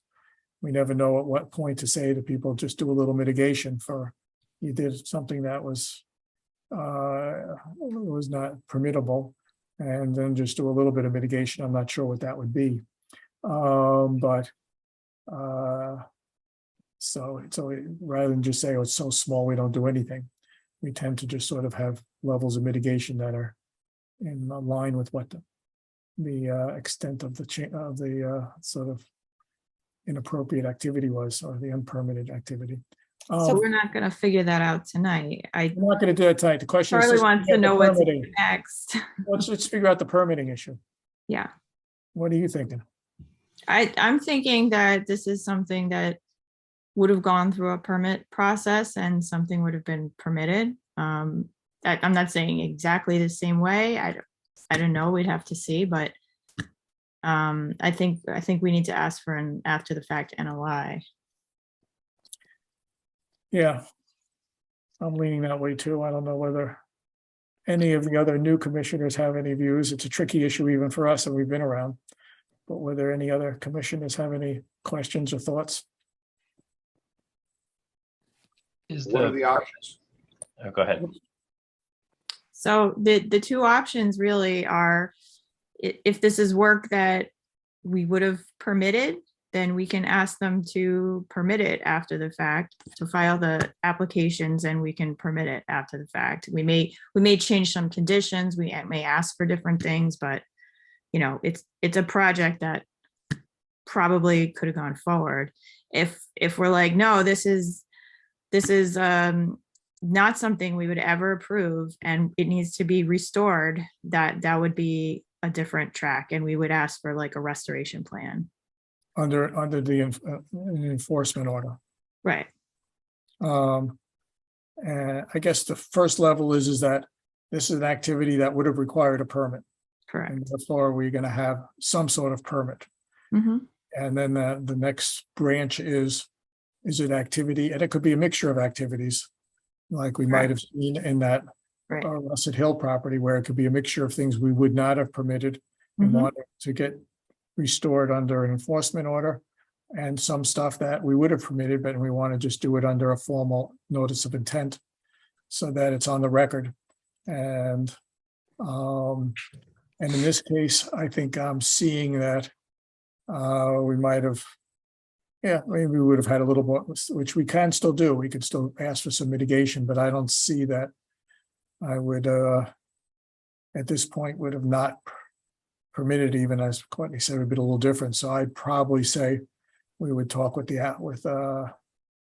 Charlie about with the resident about doing an after the fact notice of intent filing.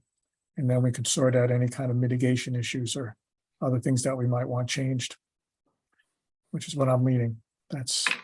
Is the other purpose for doing an after the fact NOI such that if there are any continuing or other conditions that those would get recorded, or that's what we would use to record them? Yes, that's part of it. Yeah, but an NOI is us permitting them to do something. Whereas if we issue an enforcement order with like a, restoration plan, that's for telling someone they have to fix something and undo it. Undo it, really, yeah. Yeah. But no, to your point, Jacob, this is where we have things where you put in conditions about not expanding this possibly, or make sure you don't do any chemical, like standard things in the NOI is you don't do any pesticide or fertilizer applications in the buffer zone, for example, that we could sort of talk about some of that management of that buffer zone that's right above the pond there, that in exchange for doing some of this activity there, that we codify some of the management of that buffer zone around there. And that's what we would go over with the applicant. So does anybody else, so we're moving towards doing an after the fact NOI, which will be discussed with the applicant offline, not any further here. But in terms of the permitting process, does anybody have any questions about taking that route or alternatives? Okay. Joyce, do you have any comments before we we'll just end this? It doesn't have comments. Oh, yes, right. I forgot. I keep forgetting. Sorry. I'm the agent right now. Agent Courtney. Okay. Volunteer agent. Okay, so the decision is you'll work with and I guess you'll work with Courtney on doing an after the fact notice of intent so that we could codify all of this stuff and sort out if we need any mitigation, and we might come by and do a little people could do a site walk if we want to, and we appreciate the dialogue. Oh, and likewise, very much so. And so what does this mean for my poor builder who's on vacation and has no idea that this is going on? So so the last thing we need to bring up is the matter of the AA. So the AA is like, the work is outside of jurisdiction, and so they can't move forward until it's signed. And previously we've kind of held on to AAs until, if there's a a pending enforcement or some violation issue that needs to be sorted out. We've kind of just held on to them just till like we can get, you know, the property owner, whoever, to come to the commission so we can sort things out. You know, but I mean, at this point, I think, you know, we have other mechanisms to ensure the NOI gets submitted. I mean, mostly it's just Charlie came and she's willing to work with us. So I would be in favor of, you know, signing the AA and letting them get to work on their other business. So the house, yeah, I guess the AA, so this is, so the new addition, I guess, is further from the lake than the existing house. I guess I'm in the plan, because the house, if I recall, No, with the first one, I thought the front of the house was actually in the buffer zone. Michael, you want to pull up the, it's not, just Okay, is there a site the plan? AA is in the folder as well, so. Yeah, but there's no site plan. The- I thought historically, maybe. I guess thought there this was is a more than site 100 plan feet. for I AA. guess that's more than 100 feet. Just pull up the AA. Okay, but just on this diagram, essentially, who did the measurement? Who did the AA? Did Joyce do that AA or? Yeah, it's GLM. Okay, in this distance here, if Joyce can answer this, is greater than 100 feet or wherever the work is being done. Yeah. It's outside of the 100-foot, I mean, I don't know the right term, inside or out. In other words, it's Outside. The buffer zone. It's the whole exactly, buffer it's zone. not in the buffer zone. Okay, fine. The plan is there if you want to see it. Oh, it is? Okay, I Yes. don't see it at the It's end. page 3. It's like page 3 of the AA. Fine. It's already late, so I don't want to. Yeah, it's Okay. there you go. See? Okay, fine. Wow. Oh, okay. And I guess it was the work in front. Oh, yeah, I think the old 40s house was somewhere over here too. Yeah. That's why I'm recalling it a little differently. Okay, All done. right. After the, I think we're through with this. Thank you for your time. We Oh, spent thank time on you. this, but we've sorted it out. And let's move on.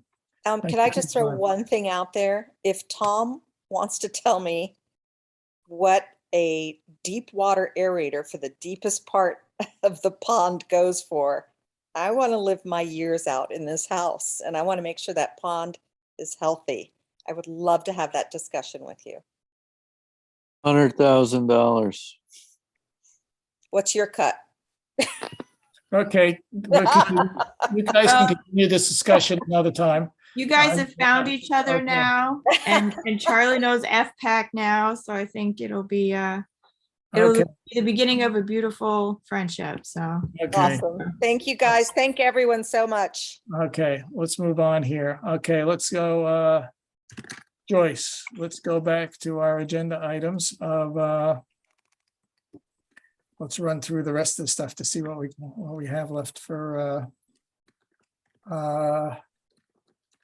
okay, administrative approvals. I'll do that one. So we've just approved the addition one because we are assuming we're gonna get the after the fact notice of intent. It was an enforcement order. I might have felt a little differently, but, and 30 McGregor Drive and 51 Western Ave are both additions that are outside of our jurisdiction. So 30 McGregor Drive was a denial and they've submitted it in. Okay, For some reason, I can't get back to the. whatever it is, it's a denial. Okay, so there's Yep. not approving So, that. 51 Western Ave was an addition. I've added, there's 5 more. Okay, why don't you just read them out for the record? 165 Washington Street, it was a proposed gas line. I denied that because it's in the buffer zone. They're filing a request for determination of applicability. 127 Farm Road, it was updated to include 2 septic systems. That was approved. 60 Page Farm Road was updated to include a septic system. That was approved. 33 Wildwood Road was updated to include a septic system, and that was approved. Okay, thank you. Moving on to the other, do you have any other site issues? I did a site walk today out at 2123 South Main, South Main Street, which is the new Dunkin' Donuts. Mhm. I met out there with all the appropriate people from the town and did their pre-construction meeting. It inspected their erosion control barrier, and they're going to start working as soon as they finish with the rest of their permits. Okay, That's the Sherborn Market. right, okay. So no other site questions or issues for us? Nope. Okay, we can then, we're done with that. I would like to, is there a warrant? I don't think there was a warrant. Deborah, is there any? I didn't see one. Okay. No. There's no warrant. Announcements. Everybody should see that they got an email about there is the fall conference for the MACC on October, I think 15th or something like that. You can go look at the agendas there to see if you can go. It looks like this is the first one that's going to be in person in a couple of years. I have to go look at the agenda. People can see whether they're interested in going there. Try to encourage the kind of training there. And that they also make a note of the fundamentals courses. That is something that is strongly encouraged for all commissioners to take these. There's 8 fundamental courses there of about a range of different issues. Sometimes the ones that I most suggest to get a little guidance is the one about science of wetlands. So you feel like you have a little bit more of a solid basis as to why we're doing what we're doing. But then there's all sorts of other useful things about how to run how to have a good meeting, write a good order of conditions and things like that, that are all quite useful. You're trying to get old folks like me to go do it again because they seem to order a discount on doing it. But there is some budget in the that we have some budget to pay for going to these things. And I think the fundamentals might be virtual. So I encourage people to learn about what we're doing. And to the extent that people are interested in and going to the October 15th, that's something we can just talk about off on the side. People can mention if they're interested in going, because in the past we've done it and people carpooled and things like that. So that's the announcement.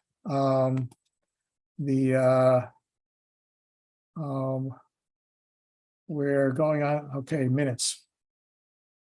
I'm gonna pull up let's see, we had a set of minutes. I guess we don't have a draft yet, I guess, for the last meeting. I guess we'll have to work on that.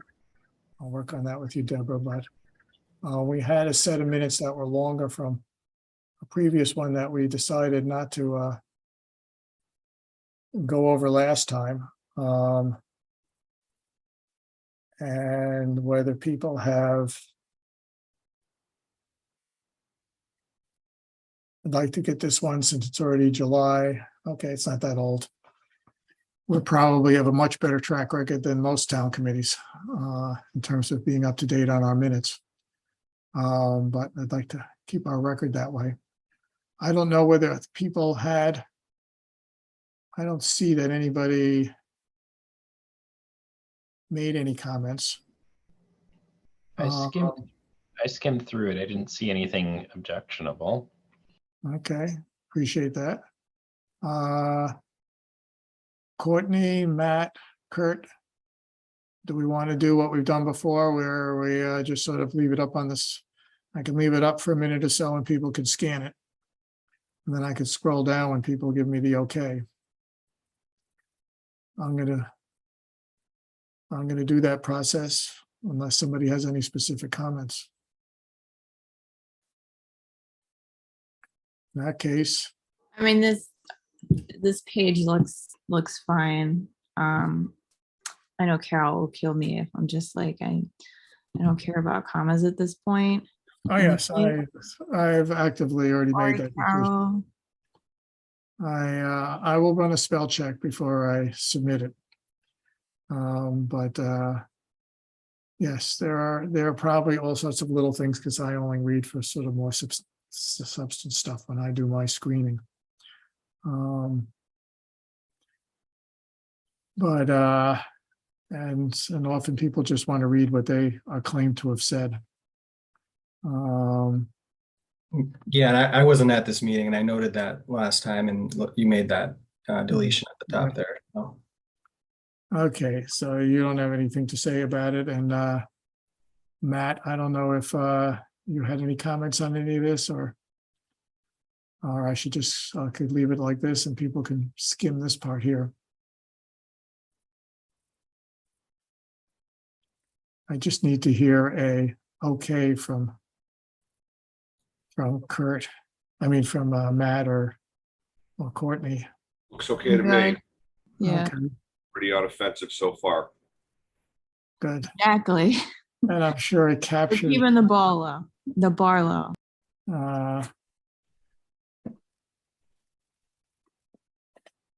Just chime in when you're through.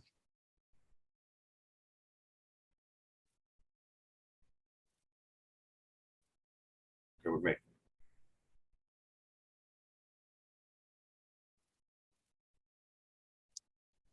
Courtney? Okay, as long as you're gonna just say chime in when you're through. Yeah, just keep going.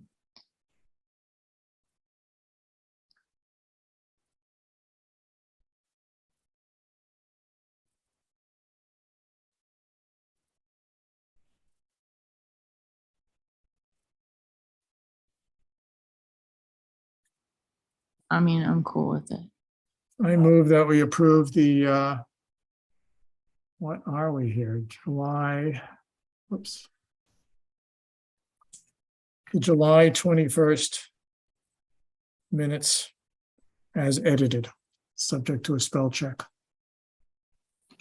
The only thing that I just noticed, friendly Yeah. minute, is I love being referred to as Ek. People Yes. often call me EK by accident too, but yeah, it's CE. Thank you. So I second your motion now. Okay, any discussion? Michael, I, Jacob, Aye. Courtney, Aye. Matt, Aye. Kurt, Aye. yeah, you can abstain or say aye. You're allowed to vote even if you Do weren't you there. do you need a quorum to approve the minutes? No, we need a quorum of the We of who's No, here, we just need a majority of the, of who's in attendance. yes. You can revise your vote to an abstention if you'd like, or you can keep it at 5-0. Either way, I'll keep it. Yeah, I don't mind. okay. Okay. We've done the minutes, done the warrant. Age and administrator hire. We've gotten just another applicant or two that we're going to talk to. That we finally got somebody who's a little bit more experienced, who's expressed at least an interest to talk about it.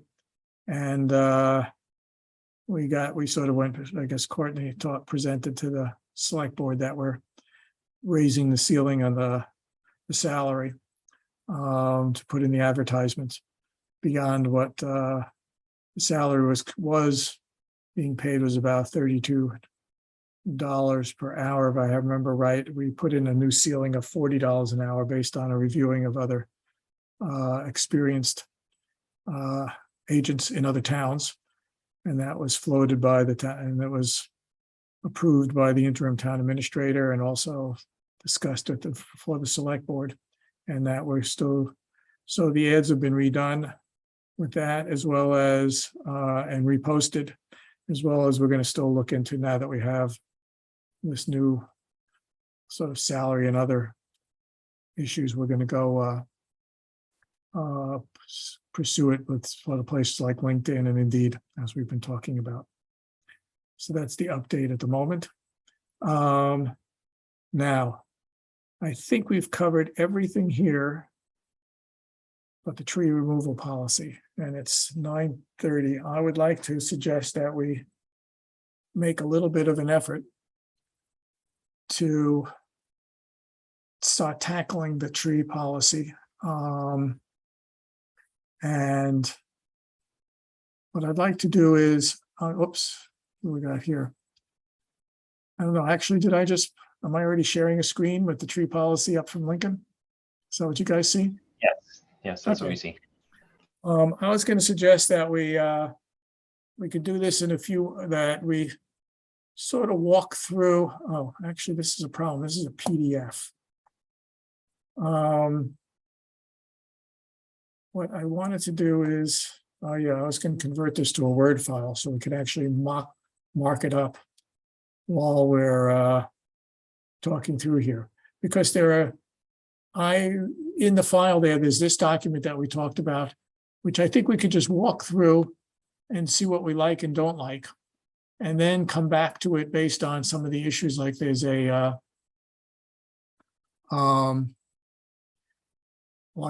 tree issues. I know other people might have issues here, that we can come back and see what's in it and what's not in it compared to issues that we've discussed in the past. I'm going to do this a little differently now. Do you see two documents side by side? Yes. Okay. This was something I had done months ago, where I tried to just bring up some issues that we were going to talk about. I can make some notes on this file here, since this is, I think I can actually edit in this. Okay. I don't know. So that's my suggestion, is that we sort of walk through this thing here and see what we like and don't like. And I'll keep some notes here. And then we can revisit it based on looking at some issues I have here, and also based on the fact that we also had our own draft policy, and we can go back and just walk through that one quickly to see what's there. I just highlighted here what some of the replacement tree options were that had been working on in that earlier draft, which is significantly different from the Lincoln one. So is that okay with everybody? I'll take that silence as a unanimous approval. Okay, let's chime in here on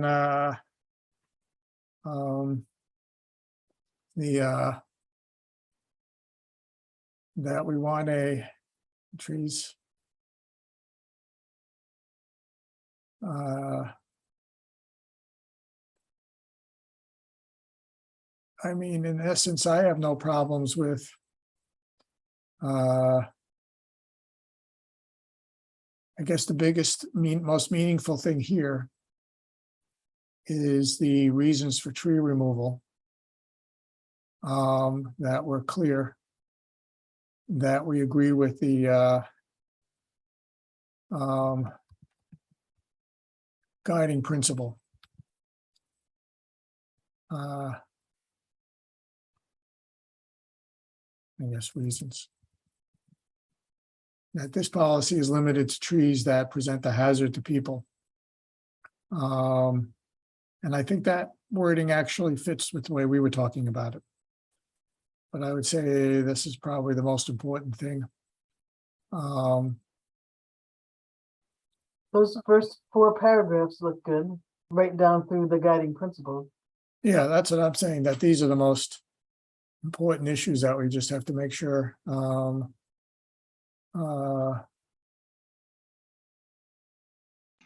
My only comment about the top, the introductory paragraphs is probably not one we should, probably one that we shouldn't change here, is we're not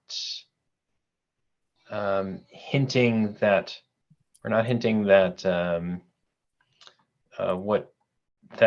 resource areas can extend beyond what you might think, what people might think of as a marsh or a stream or a. It has the generic wetlands there. Yeah, so which wording, which sentence are you thinking is not that we'd want to edit? We don't have to create the edit now, but the wetland research, and I think, I'm not sure I would suggest a change here. It doesn't hint at the bordering vegetated wetlands, even though it says wetlands there. It doesn't. Well, it refers to wetland resource areas, and that would cover, Yep. Yeah, these are resource areas, right? We could see whether we want to redo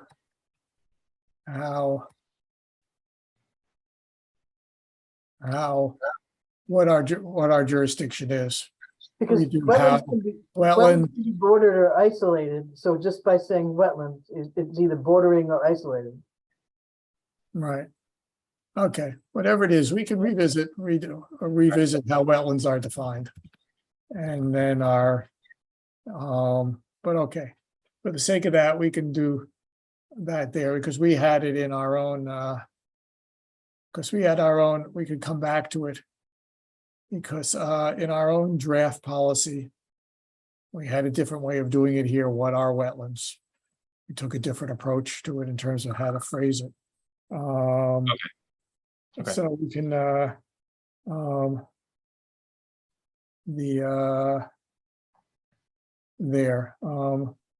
Did we lose somebody? Okay.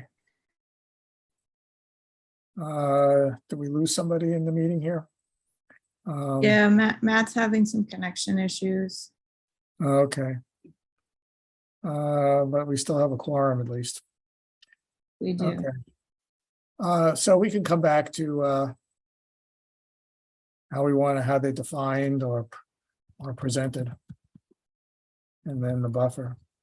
And so we can come back, but essentially that's a wordsmithing kind of issue and a presentational issue of how cut and dry we are versus a little more breezy.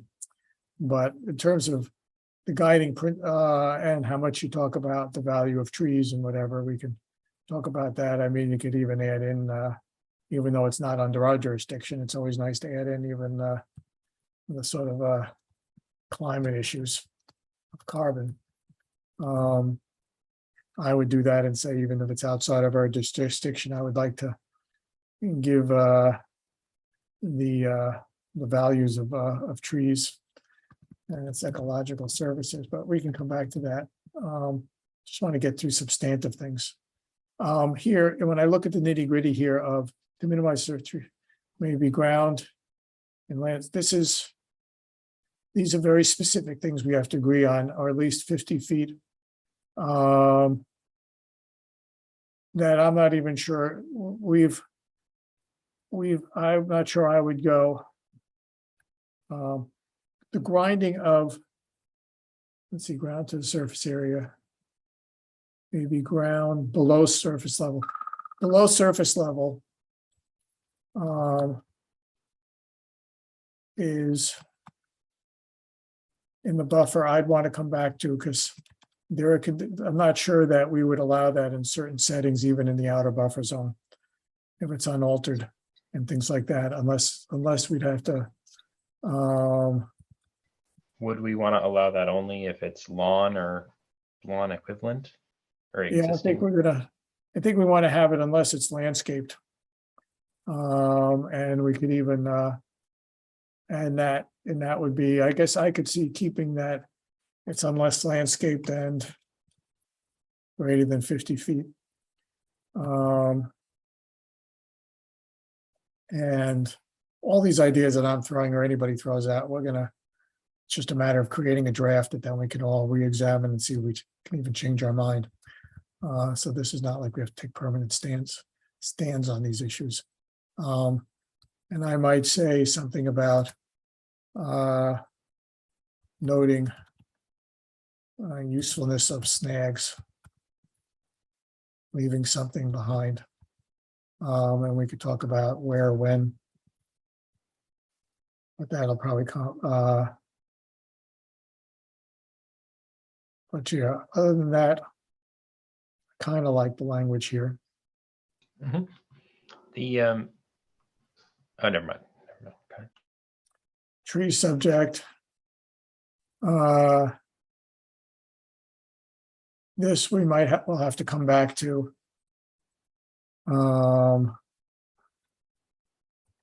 The trees definition, actually, we could just come to. We need a sort of a minimum size, which I can't tell if it's I don't know whether it's 4-inch. I don't know what they do for definition of a tree. I don't know.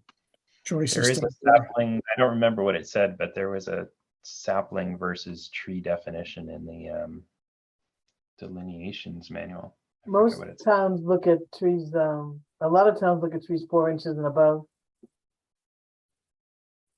Some towns do 6 inches and above. Okay, or 6 inches. And where did you say?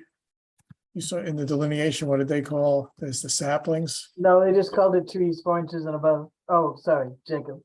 Yeah, they had a different definition of what's a sapling versus what's a tree. And what was I it? don't What was a tree? What it Okay, said. well, look in the delineation book. Guide, I'll look in there. And what a tree is, because I'm not sure we're gonna apply this. Well, I guess part of the issue is none of these trees actually doesn't make a difference. Because in order to be threatening, it's not gonna be a 4-inch tree or a sapling. So maybe we don't need this definition. I'm not even know what we I don't think we actually need this until we get to our mitigation thing. I'm not even So sure the- it needed. So This the question- notion of that particular section that says trees subject to this policy, and then the rest of what's there is talking about classifying trees into 2 categories, which doesn't say anything about trees. All trees are subject if they're in the buffer zone, and including living or dead ones or something. Seems like it would be more appropriate to have there. Yeah, right. I mean, the question is, we were one issue we had last time, whether we're also talking about right. Basically, we have alive and dead trees that are there. Okay. So we'll clean that up. Tree removal. That's just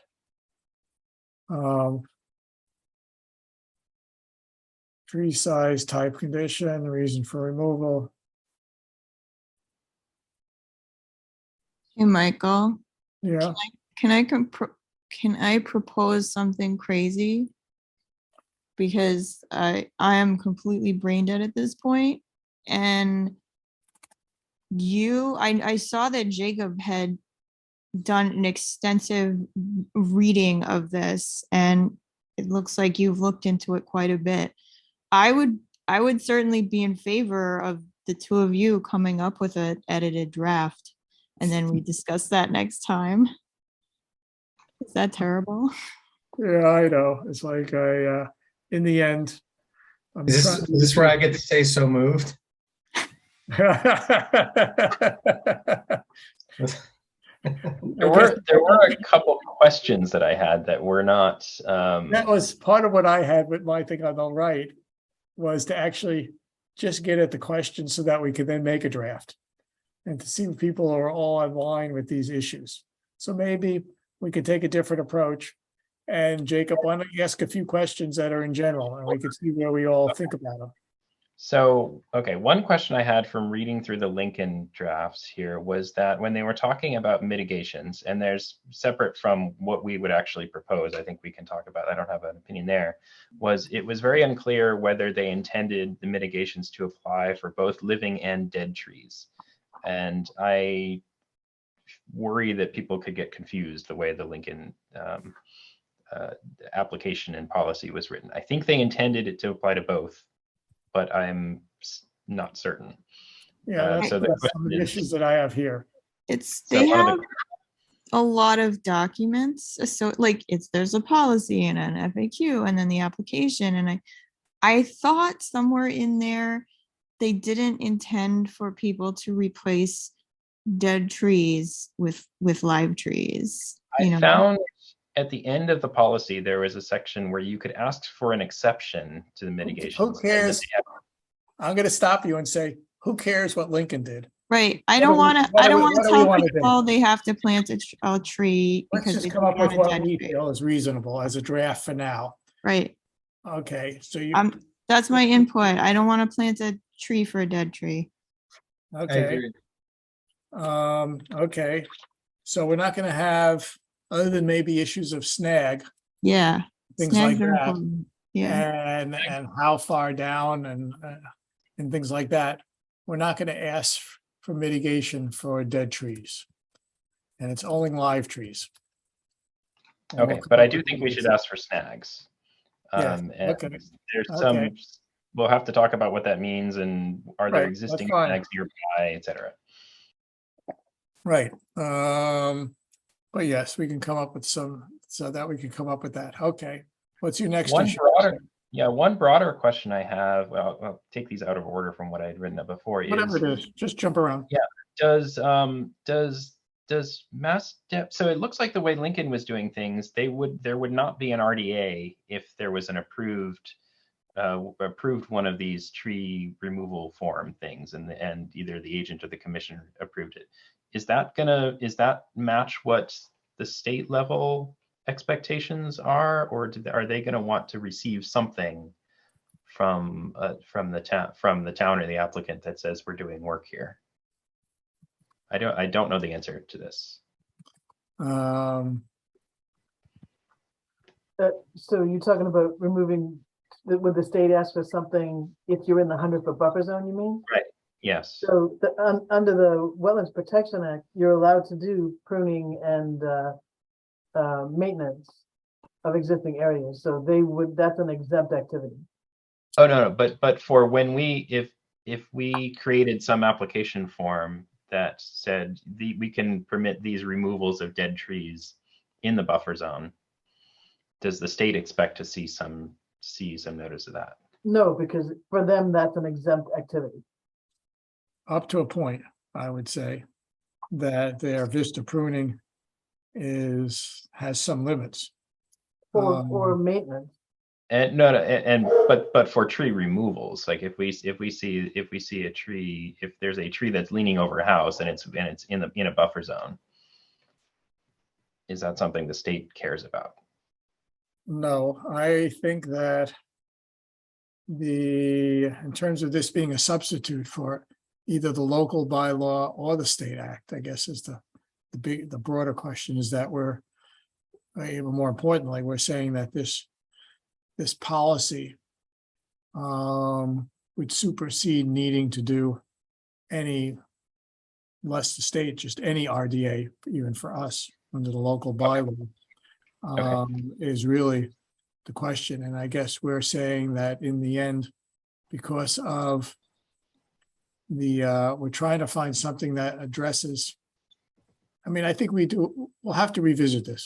I don't think, I'll just leave it as an issue, that I think there is a line, there is a gray area at what point there, but I think we'll find what that is, but we'll just have to look at that. Go on to your next issue. Okay, my next question was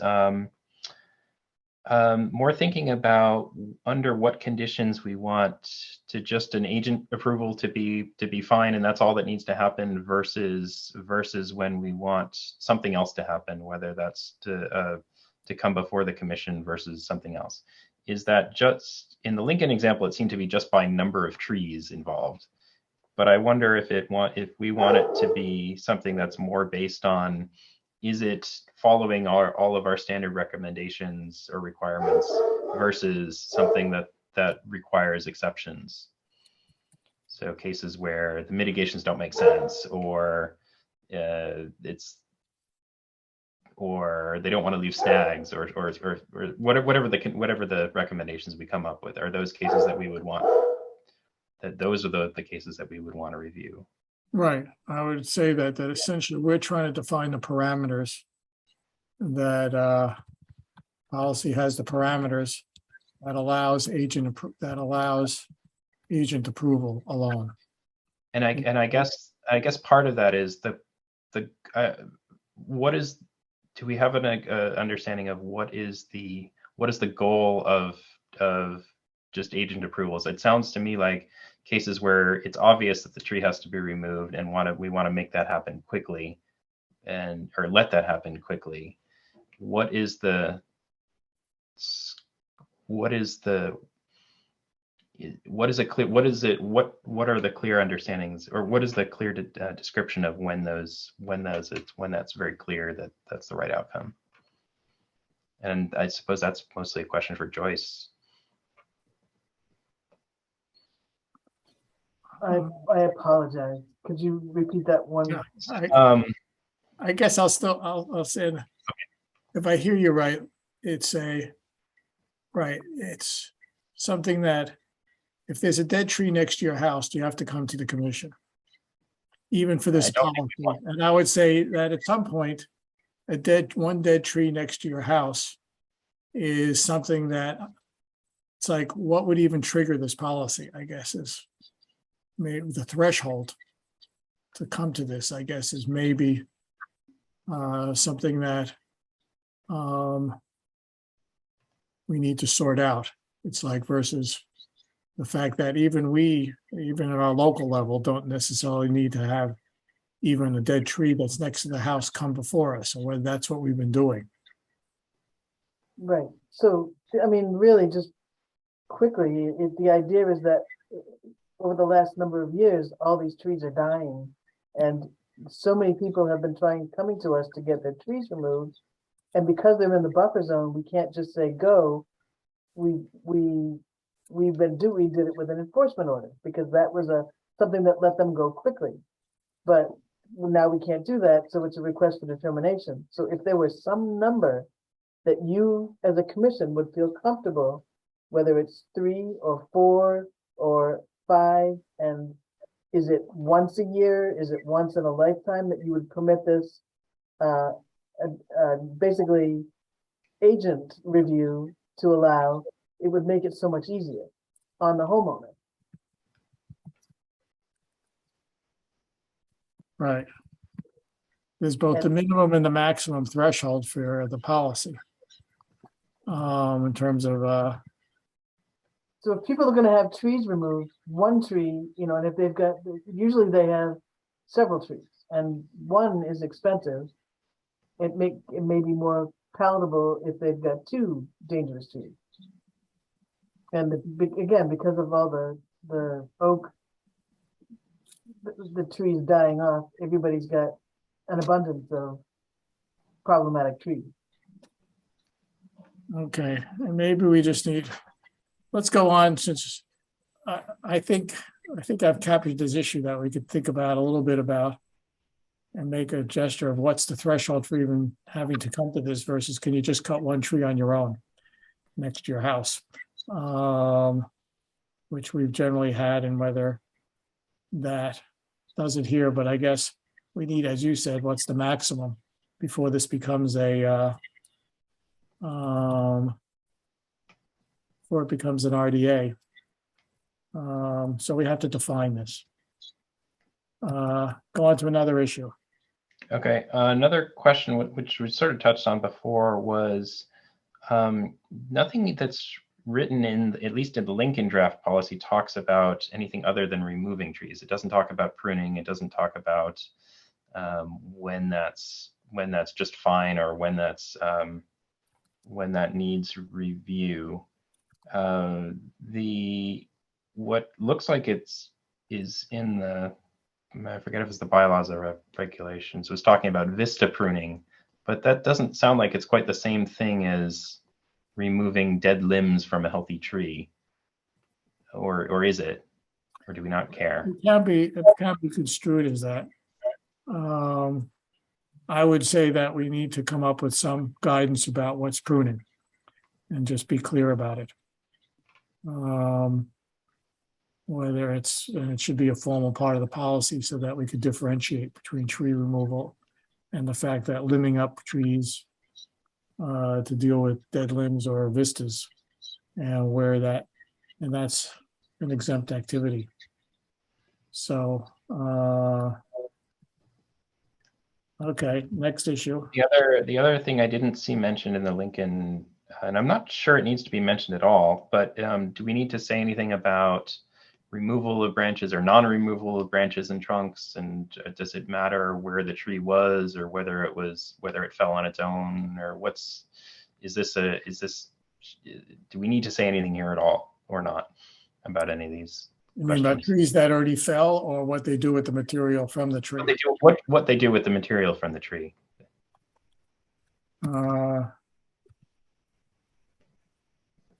Yeah. Do we let them? I mean, it's an interesting issue. Almost everybody has it taken away. Right. The question is, to what extent would we allow people?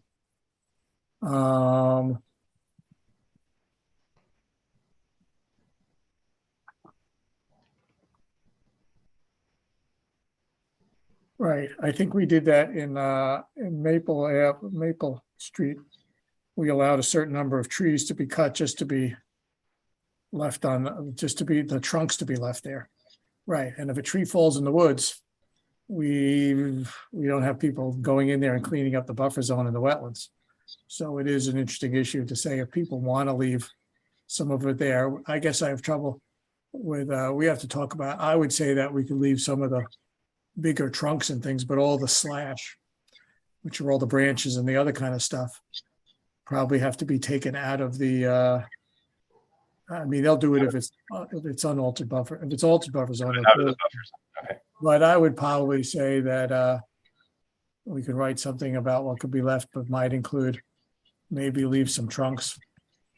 But I guess the logic of leaving all the branches and everything else, if they wanted to, in unaltered buffer is an issue of whether that disturbs it to the point where more invasives will come in there. On the other hand, if a tree fell on its own, that would happen anyway.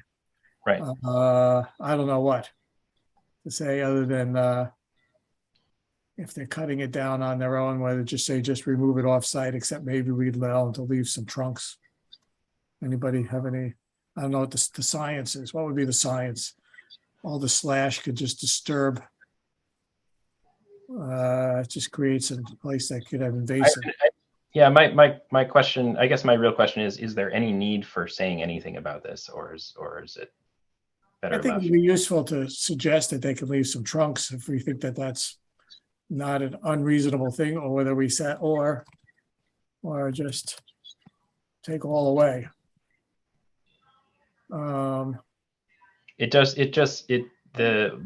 seem kind of odd that if you don't cut it down yourself, and then it's obviously going to stay there. But if you Right. do cut it down yourself, it's going to be very different. Oh yeah, I agree. It's sort of like I watch a tree fell in my wetlands since I'm surrounded by them. And I often remark of, well, here it goes, and there's a mess out there. And I see certain things not doing too well. I mean, under my old order of conditions, I could remove invasives, so I go do a bunch of that on my own. But yeah, it's I don't know what the science is. Maybe we could go ask somebody, landscape, or whether it is, or whether it's just safer to have everybody take it away because there's less disturbance caused, even though it would happen naturally. The other, I didn't write this up before, but somewhere in the beginning of the Lincoln docs, they had a requirement or condition or something that all the equipment remain on lawn and Right. lawn or something else. Is that one we want to keep, or would there be any reason to consider something else? I assume that's essentially encouraging the big crane type model of doing things. That's our standard, yes, that's our standard requirement. Okay. Okay, on it's either altered buffer or outside, preferably outside. But yes, we don't have it there. Okay, any other points? No.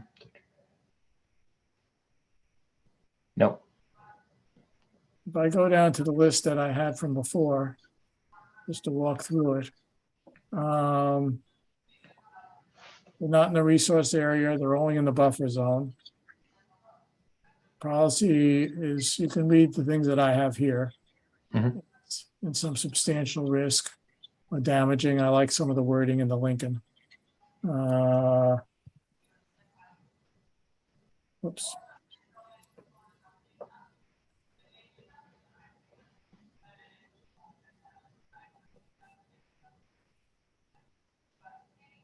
Let's type terribly in public. Dead or dying trees, no limit. So we're basically, in terms of some of the issues you had mentioned, Joyce, for dead or dying trees, I think there's no limit if it's in the outer buffer zone. And the question is whether before it has to become an RDA and come before us, is there some limit to the amount of dead trees that might be close to the buffer zone that would make a difference? I can't tell what would affect the functioning of the wetlands if you had 6 or 8 dead trees right close to the wetlands that were all coming down. Would we want to see an RDA for some reason? I would think, oh, go ahead, Joyce. I was gonna say, well, if they were dead and dying trees in the wetlands and they weren't threatening something, would you permit it with it? You know, we wouldn't have it. These have to be threatening trees anyway. And so I'm talking about in the buffer, this is in the inner buffer zone, the no alteration zone.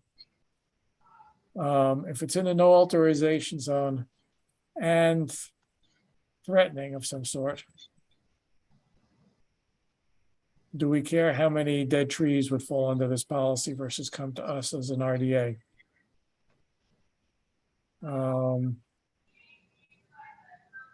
I don't know. Could there be a dozen trees and therefore we'd want to see what in the world's going on? If they were all threatening, I mean, a dozen trees, I don't think the last one we had that had a dozen trees, they weren't necessarily all immediate. Right. 12 trees is a lot for threatening a house. I'm just wondering whether we should just play area. We just keep a number in here like 6, just to so. Okay. Or we have no number. Do we bound the number of dead trees even in the no alteration zone? Not if they're threatening. I would think you would stick with it because they're going to have to decide if they're threatening. If you're going to go with no limit, I think there should be a limit. I don't know. I hear what you're saying. I think this would be simpler if we had a limit and said threatening and must be in a buffer zone, but we didn't necessarily need to delineate whether it was non-alteration zone or outer buffer zone. Obviously it gets tricky, but the agent could make that rough decision, but and err on the side. But I guess we could have, maybe the policy is I guess the real definite fight will be over whether they're threatening trees or not. Right. The resident would say. So maybe we have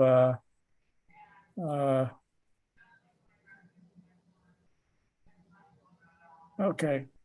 For live trees, in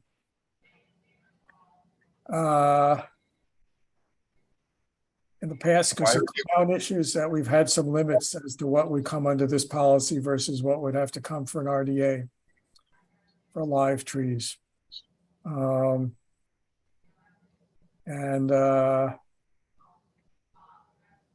they have much more value in terms of wetland protection as live trees. So, I mean, they could still come to us, but they would have to be under an RDA versus this policy. And whether, I guess, based on your, if they're threatening, what's that? Even if they're threatening, or if there's a true emergency tree threatening, there's degrees of, yeah. I'll make a differentiation. They're actually, we used to fight it. It used to be a trickiness. There are threatening trees and there are dangerous trees. There's endangering trees. There's all these different adjectives that have different definitions. There's a tree policy that the town has with that. What we're generally thinking of here is threatening trees as things that are not an emergency. There's a tree that's ready to fall on the house, like you see it cracking or whatever else. They don't even have to fill out a form. You just say it's an emergency, get somebody there, and the agent would just could issue an emergency order, and it could just happen. I don't want this to replace that level of urgency. These are things that I think are not about to happen within a week or something, or days. That's why, or that it's not going to happen immediately, is the way I view this policy. And I guess maybe that's an issue of, I'm just wondering why the policy is different for dead versus alive trees. because I mean, live trees have much more value from a I agree wet, with the greater value, yes. and therefore we'd want to talk about whether there's mitigation, or whether we want to tailor the mitigation that somehow the whole commission wants to see it. And it's more of a discussion if it's a large effort, that it's not put on the agent as a burden to sort out. Okay.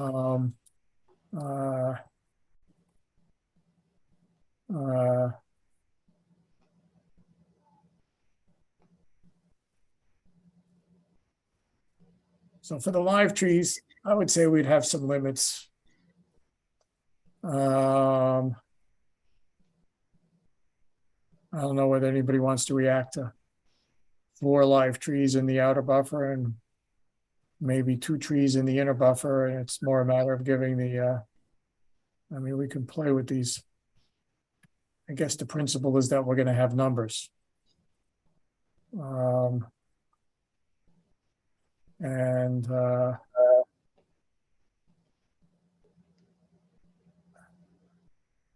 And here, I was making a distinction between threatening the house versus trees that are maybe down the driveway.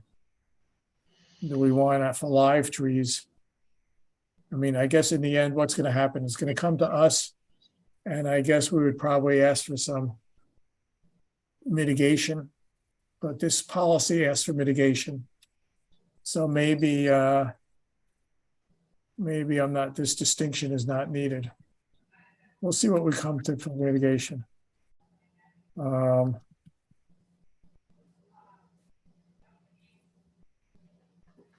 we're not going to distinguish between what's considered where the threatening tree is, as long as it's threatening something of the thing there. Okay. Mitigation. Okay, we have to come to mitigation. We'll come to that there. Snag. We can recommend snags for both dead and live trees. And with it maybe we can decide how much we want to recommend it in the outer buffer and whether we're required in the inner buffer. And if it's in landscaped areas, they can maybe just do a mitigation instead of the snag. Do we want a snag in the outer buffer? I guess it's staying out if unaltered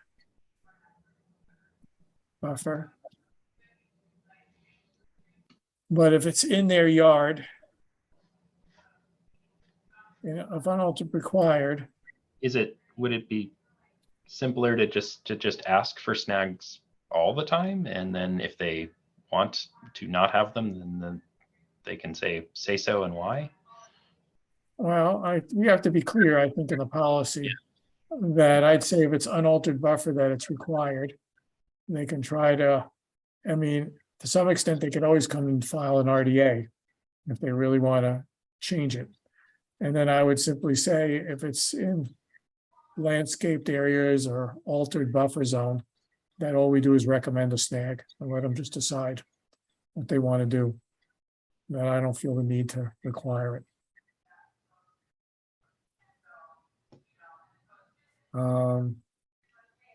Stump removal, I guess we could see.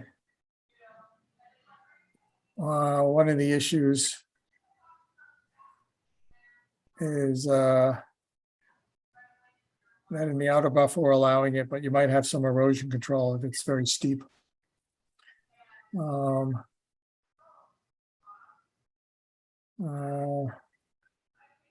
Arborist assessment. In the past, we're not requiring an arborist assessment. They can they can use an assessment form with an RDA if they don't like our decision. Or maybe they can affect the policy, but we're not requiring it. We used to actually have that. Okay. We've done a rough run through this here. I'm going to do as a last step. I'm going to bring up this thing. I'm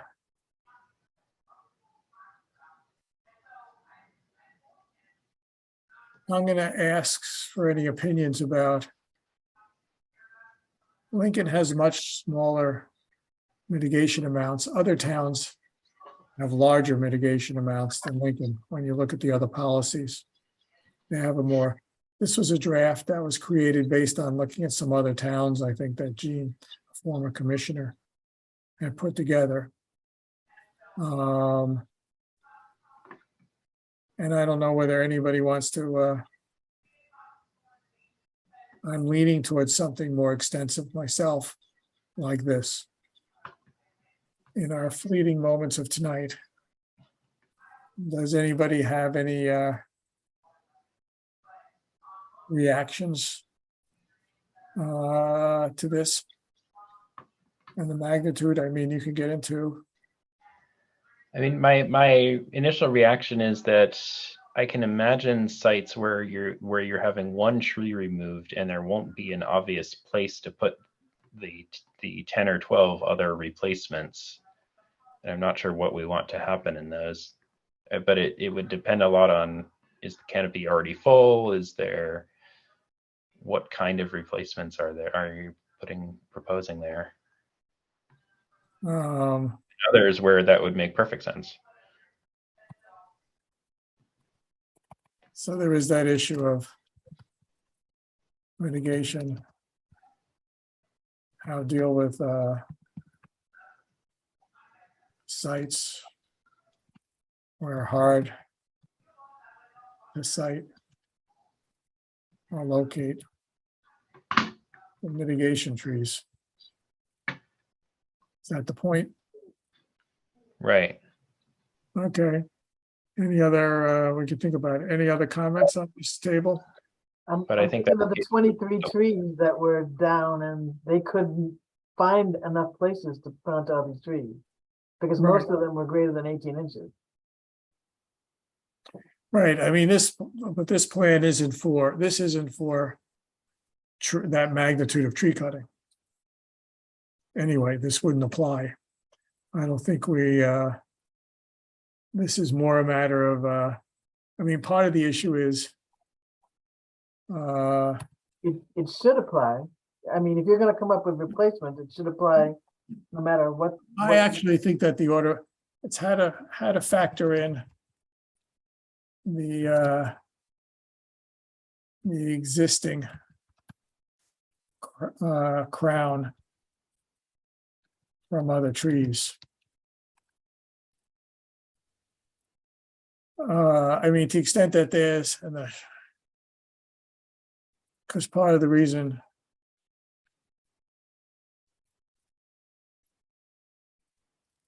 part of where you get into trying to make this more canned versus to what extent do you have decision-making based on, okay, this tree is being removed, but there are 5 trees around it that really create the same shading and almost the same crown. And that maybe only need 1 or 2 to replace a big tree eventually. And that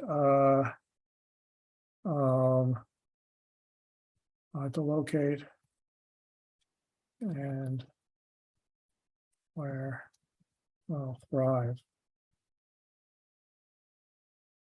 I'll disagree a little with the fact that I think that if you had 23 trees in a site, it might be a different scale of effort in terms of the mitigation versus 1 or 2 trees. But yes, the 25, I have an issue with the magnitude of these numbers myself. I think they might be a little too high in terms of what you could fit in a site if you only had 1 tree.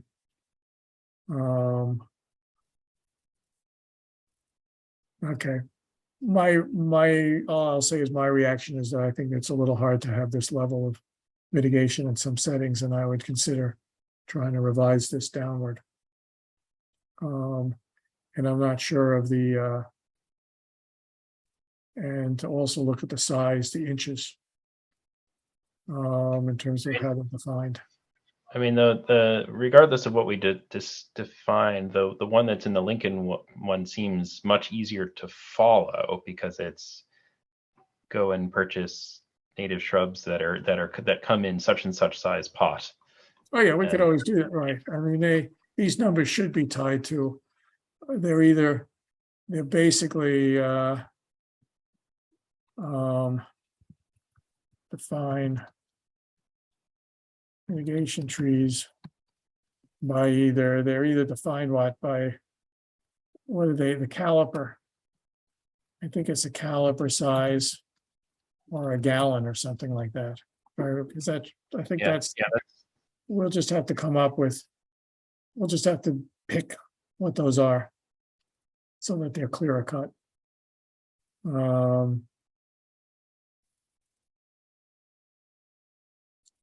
But yeah, I'd have to rethink this magnitude of mitigation.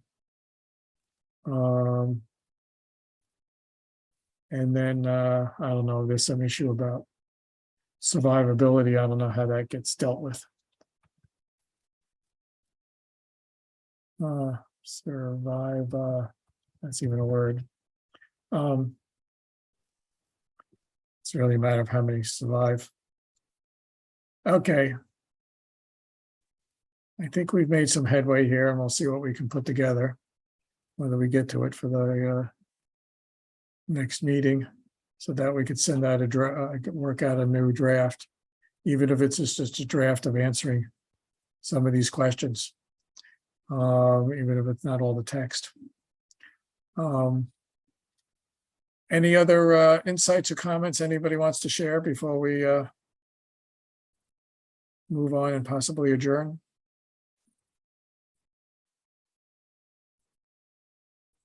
Okay. Let's see. Joyce, do you have any other things that we might not have covered that you're thinking of?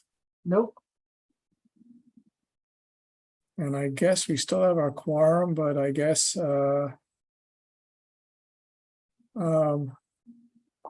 should note in the minutes, Deborah, that I think at some point Courtney couldn't stay on. And I will ask our visitors, who I see here, Matthew and Bill, whether you had any comments or questions as you're still here. No, I originally came because of the Washington Street stuff, but I'm interested to be more involved in how the town operates. And so this is interesting to me. And of course, we all deal with trees. So the whole discussion is, again, somewhat interesting as background. Sure, and we welcome your comments about this, because we struggle with trying to be, with our commitment to sort of protect the wetlands and the trees there, but try to find a practical balance. Well, I'm impressed from what I've heard. I did spend some time on the board of directors of nonprofits, so I know something about meeting protocols and trying to craft documents and procedures and so forth. So keep it up. Okay. Fine. Are you interested in doing more work with the Conservation Commission? Nice try. Not immediately, but we'll see. Okay, I fine. know how to reach you, Michael. Yes, okay, keep it in mind. I can't resist asking. It's part of No, my. I think that's good. You did your job. Okay, thank you, and I appreciate your being around, and feel welcome to comment at any time, and come again. Okay, I guess Matthew, I don't know if you had anything. Oh, that's Matthew. Now I know who that is. It's a different name. I'm not used to seeing him that way. So I misconstrued you. Sorry. Okay. Anything else from anybody before, do I hear a motion to adjourn? Yes. So whatever. I was trying to see if people are still awake, so I figured I'd try that approach. I couldn't get back to my mute button in time. I know, I was watching you to see, could he do it? Could he do it? But, okay, and do I hear a second? I'll take that nod of the head as a second. Second. Okay, any discussion? No. Michael, I, Kurt, Aye. Matt, Aye. and Jacob. Aye. Okay, adjourned at 10:15. Done. Okay, we'll see what we get done there, and we'll see. Next meeting should have quite a bit of I think there are going to be a number of RDAs and stuff like that there too. And I am going to remember to stop the recording now. Right.